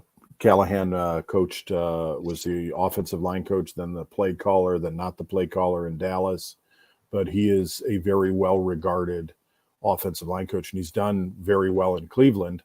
And I'm just Stefanowski put together another guy who I think is on the hot seat, has put together a pretty good staff. I think Alex Van Pelt's a good coordinator, although he isn't the play caller. But by having your dad available and being a heck of an offensive line coach, I'm a little surprised with all the money they've invested that they haven't gone after him and tried to get him to become. Well, we all know Mike Brown doesn't like spending money. True. He kept Marvin Lewis. Marvin Lewis there like 10 years past. He probably should have. He got him to the playoffs and just couldn't win. But Yeah, I just think Bill Callahan would be a heck of an upgrade, and the Bengals have got to do everything they can to keep Joe Burrow standing up on 2 feet, because you're right, in the fourth quarter he just couldn't get anything off, and that becomes exceptionally difficult. Yeah. So the Saints pick is in. They need O-line help, wide receiver help, linebacker help. You have Drew Sanders still on the board, Osiris Torrance, so the interior offensive lineman from Florida, still on the board. Another D lineman from Clemson, Brian Breesy, still on the board. So let's see what direction the Saints want to go in. And you got to think maybe rounds 3, maybe 4, they're going to take a running back or two. Just you mentioned Kamara. Not every time what happened to Vegas stays in Vegas. Sometimes it comes back to haunt you. Oh, yeah, and this could be pretty serious. Yeah, and I'm surprised that the NFL hasn't reacted to it. I think quicker. they're waiting to see the legal end on what happens. So, but the Saints, I also think they just got to get younger and cheaper on defense, and younger and cheaper at wide receiver and offensive line. Offensive line, wide receiver, and running back. That Michael Thomas contract for their wide receiver, they paid him, and then it's been he is headed straight for the training room every season since then. Definitely why he took a big pay cut this year to stick around, because it's like, we can't pay you this anymore. No, and he's damaged goods. I don't know anybody else is going to pay him. Although maybe Baltimore would, since they gave OBJ $15 million guaranteed. And the Rams might. I don't think the Rams have the money. No, they don't, but they just like to sign every older player, it seems. Yeah. Odell. Brian Breesy from Clemson, a defensive tackle, goes to the Saints, so they do get younger. Yeah, and I'm surprised their coach is still there. I didn't think the coach decision for the Saints was a good one. He didn't do well in Oakland when he was there. Nope. I not a fan, and Dennis Allen is just, to me, not a good coach. No, and he, even his record as a defensive coordinator, which is where his hat is hung, he was in Denver and followed somebody, and the ratings went down. He's just one of those guys that I don't understand it. And he was there when they drafted Carr. Like, Carr was his quarterback with the Raiders. Now he's got him in New Orleans, and I think it's two guys that are just going to get you to 7-9 or 7-10 this year, or 8-9, or whatever it's going to be with a 17-game season. But I just don't see. Now, Carr might end up being the best quarterback in that division this year, because you got Desmond Ridder, you've got a rookie in Bryce Young, and then you've got Baker Mayfield. But he's just one of those guys that doesn't just get you right into the middle of the pack, and you're drafting at 15, 16, 18, whatever next year, and you're never going to get good enough to get his replacement, and you're just never going to get into the playoffs with him. And if you do, he'll lose in the first round. Yeah, and so it is Brian Breesy, how it's pronounced, the Saints pick. The concern you have with him is injuries. He 2021 missed the final 9 games because of a torn ACL. 2022 missed 4 games. Then I know he's had some other injury concerns. Torn ACL in his left knee, required season-ending surgery. Just as his knee returned to 100%, he battled a draining case of strep throat, caused a kidney infection, landed in the hospital. Played 40-plus defensive snaps in only 3 games in 2022, as the coaches limited his playing time in both practices and games. So a lot of injury issue, illness issue. Probably why he dropped this far in the draft, a guy with his body type. I personally felt he would be similar to a Dean Lowry type player, so I'm kind of glad the Packers didn't take him. But a lot of medical red flags in front of him, and that's interesting. I've always been intrigued by which teams clear which players, and your medical staff plays an important role with some of these things. But how do you, in the first round? Yeah, a lot of trauma too. He had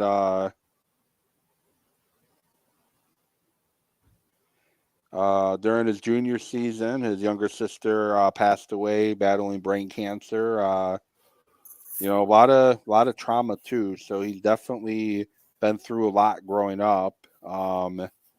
Definitely been through a lot, and you like seeing him continuing to stand with that much, big loss in his life. Mhm. But No, that's a lot of adversity to overcome. yeah, a lot of adversity to overcome with the injuries and the illness and his sister's illness. So wish him well, but like I said, definitely a lot of medical red flags for me. So we have 2 picks left. The 2 participants in the Super Bowl.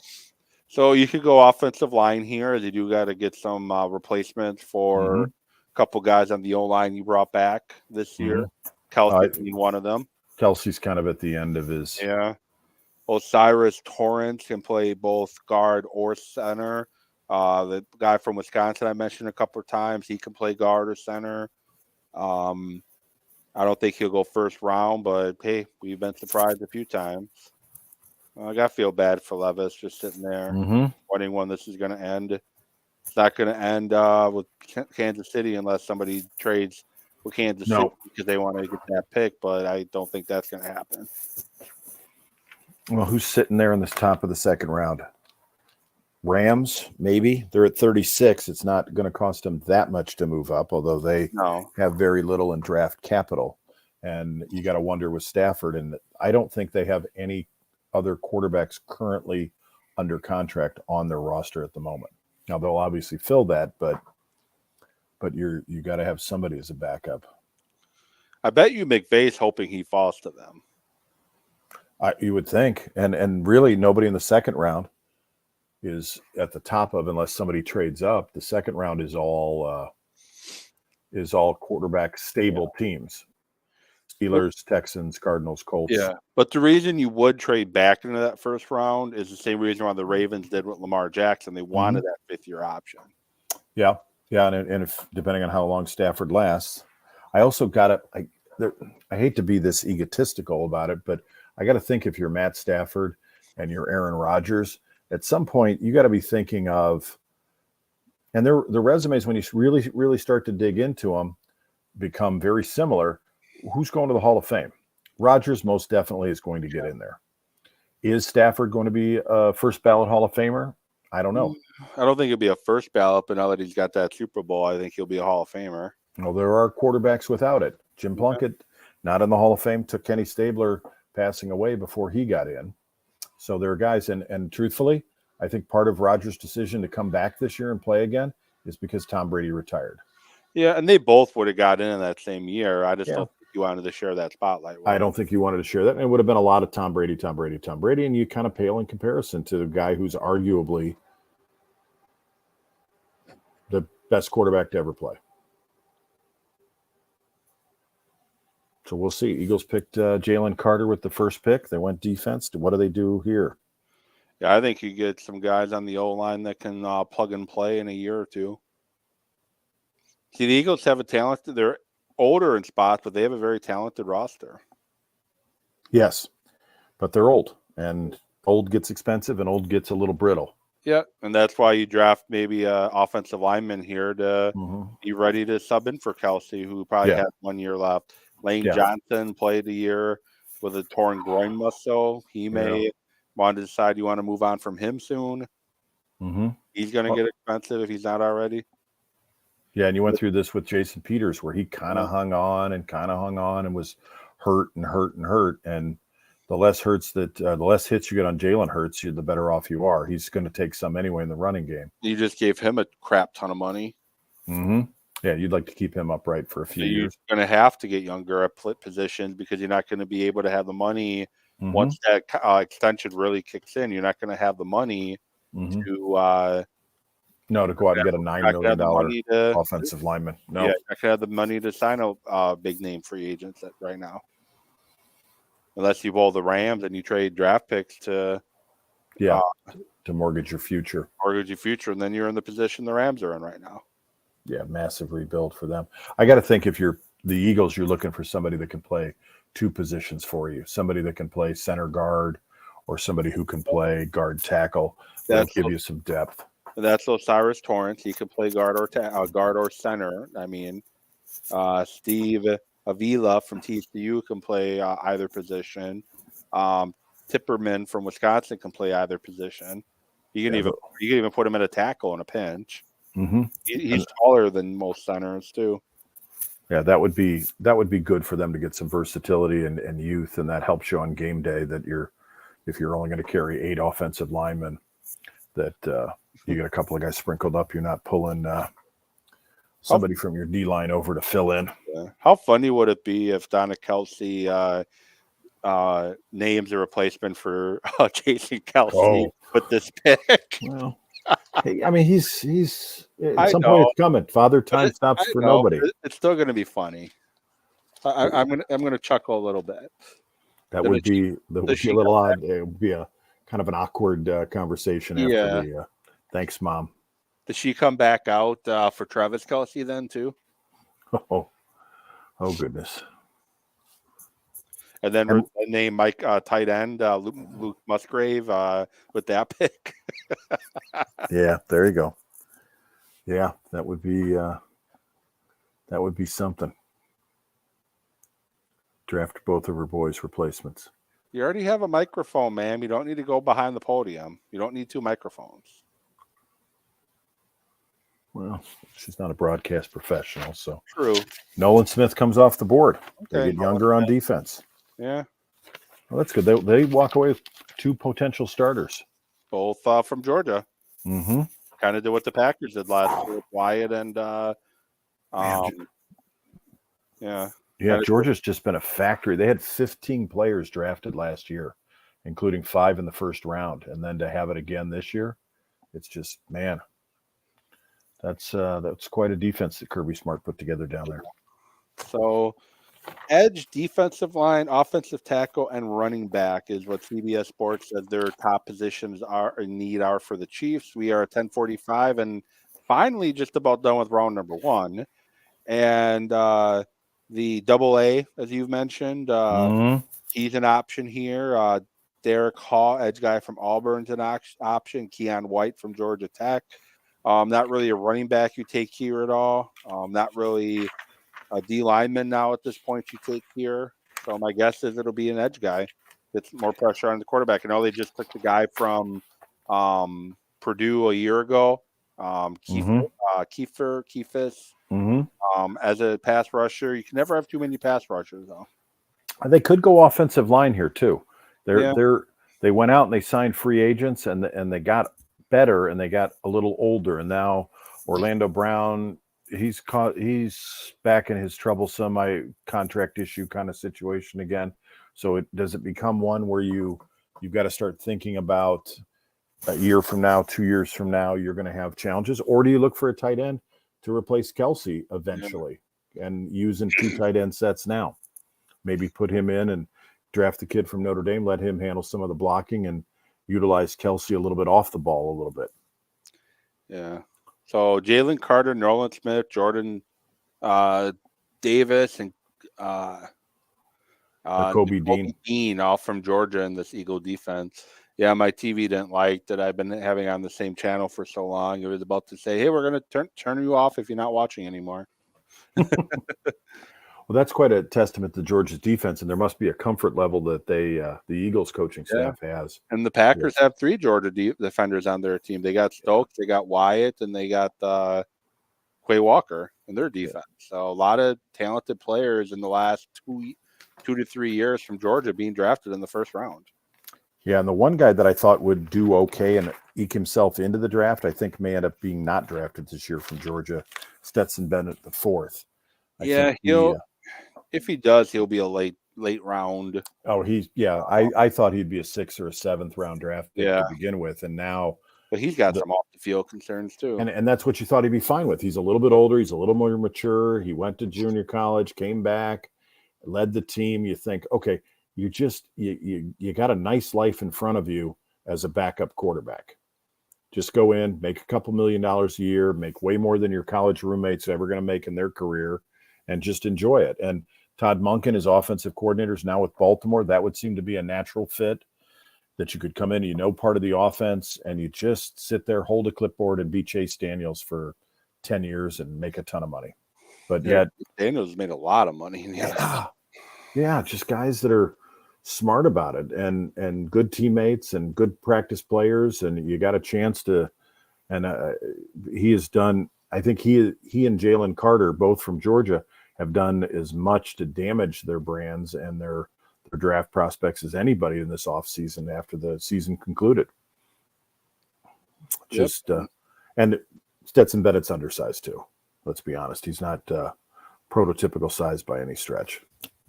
Yeah, and I've seen the ECU quarterback kind of in the same. People seem to be high on him, and to me, he's a 7th round guy, drafted guy. Yeah, he's a guy you would like to have in your camp, and he's a good back. Could be a good guy to hold the clipboard for a while. Never going to be an NFL starter, but you need those guys sometimes too. Yeah, Max Dugan.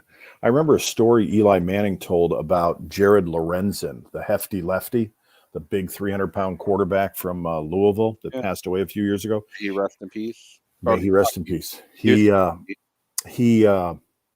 Eli Manning credited him with the Super Bowl win, and it was because of in practice, I guess Lorenzen liked to hit him with blocking pads, the pads the defenders hold it so that offensive linemen can fire out or backs or tight ends can, and he'd like to hit him a lot while he was scrambling around, and it came into play in the Super Bowl, and Eli Manning said if he hadn't done that all season long in our drills, then I wouldn't have been able to escape from that play and make the throw that the guy caught it on his helmet, and they ended up beating the Patriots. He's like, it just wouldn't have happened. It was because of him doing it every day in practice, this habit built within Eli Manning that he was prepared for that moment. You don't think about those kind of things, or a guy like Josh McCown, who was, by all accounts, a great teammate, even though he played on like 12 teams or something ridiculous, who's now the quarterback's coach in Carolina.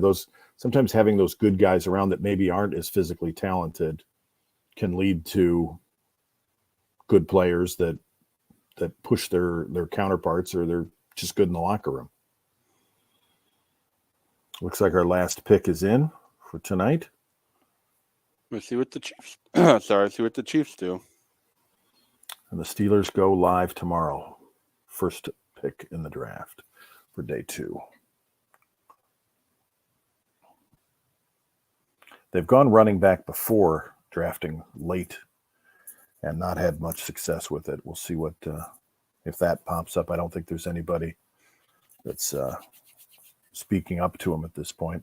I think Zach Charbonneau is going to be an interesting pickup on day 2 for somebody. I think he's every bit as good as the guys that went in the first round here, and he played really well at 2 different systems, both at Michigan and UCLA, and he could be one of those value picks that just outperforms a first rounder and costs you a lot less money and a lot less capital in the draft. They're dragging this one out. Are we trying to make it to 11 o'clock? Yeah, probably need out of commercial to play here, so they got to stretch it out a little bit and try to figure that out.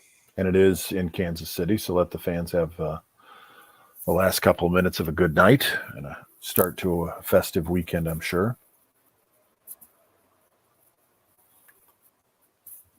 What a treat for the Midwest to have this pop in. Yeah. Now, the one downside, if you decide to have this in Green Bay in a few years, end of April, if you look at the weather we have now, it's not going to be a lot of fun. Going to be wearing parkas and stocking caps and possibly 5 feet of snow on the ground. Or it could be 68 degrees and sunny, or both in 2 days.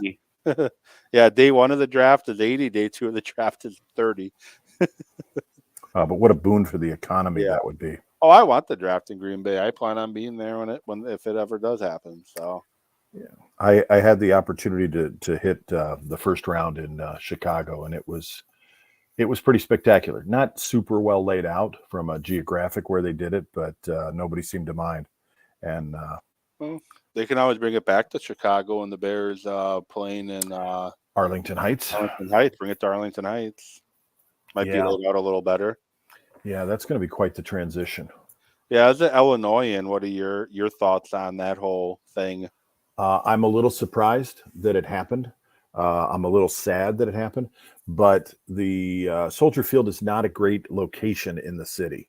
It's just not. Yeah. And Wrigley Field is a much better location. And the Bears have actually, unbeknownst to a lot of people, played more games at Wrigley Field than they played at Soldier Field. And when they moved there in 1970, it was supposed to be a temporary situation. Soldier Field existed for a long time. It was built, I think, in 1919. It's hosted all kinds of things from rodeos to track meets to concerts to 100,000 spectators for the Public League Championship for high school football. So it was there, and they had other teams playing. In fact, I'm wearing tonight a Chicago Hornets.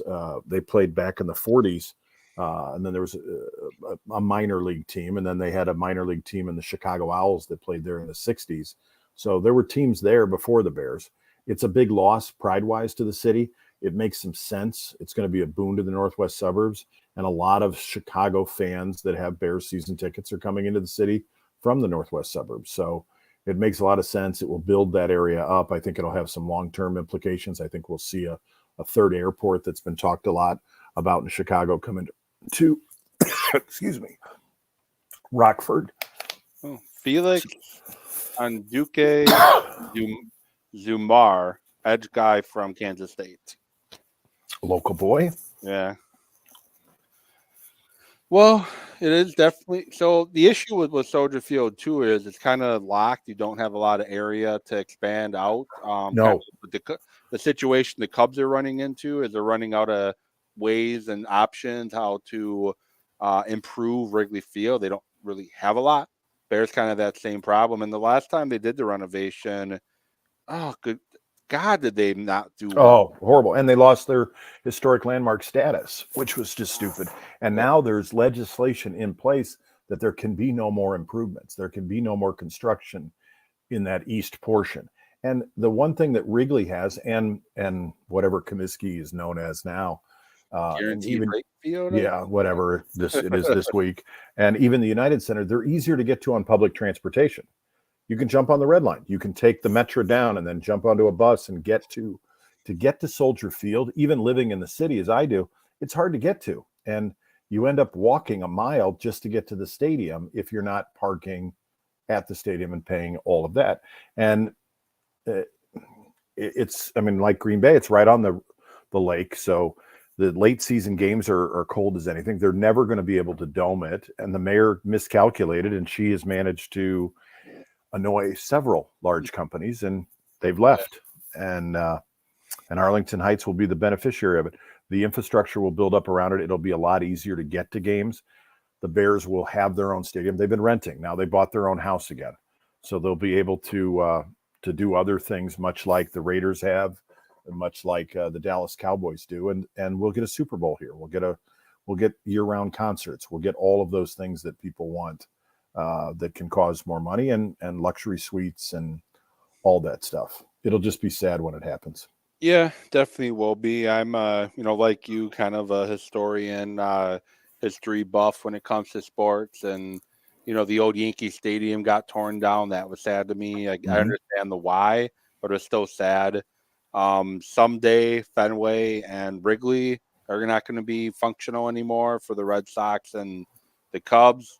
I know that's hard to hear that for Cubs and Red Sox fans, but unfortunately that day is going to come. It's going to be, they're going to have to make some very tough decisions in Boston and Chicago for the Cubs and the Red Sox. So I hate seeing some of these, old stadiums end up the way they do. Lambeau's thankfully in a great area where they can continue to build up around it, renovations and everything, that they don't have that issue. But hey, maybe Lambeau, they run into a day sometime where they have to make tough decisions too. So, with that, do want to say thank you for joining me here again this year, talking the NFL first round of the draft. Not a lot of shocking picks, but a few, especially Detroit. Some head scratchers. Pardon? Some head scratchers, yeah. Yeah, Detroit especially, and Washington as well. So thank you so much for joining. An absolute pleasure being here. Thank you for inviting me to be on. Yep, look forward to getting in touch when once Raider season kicks in again for some of those games. I want to thank the people who popped in, watched it live, going to be watching it later, listening to the podcast later. The podcast version will come out tomorrow morning for those who want to listen back to get my thoughts and Emlyn's thought here on the picks as they came in. And with that said, hope you all have a great rest of your evening, and be talking with you all later.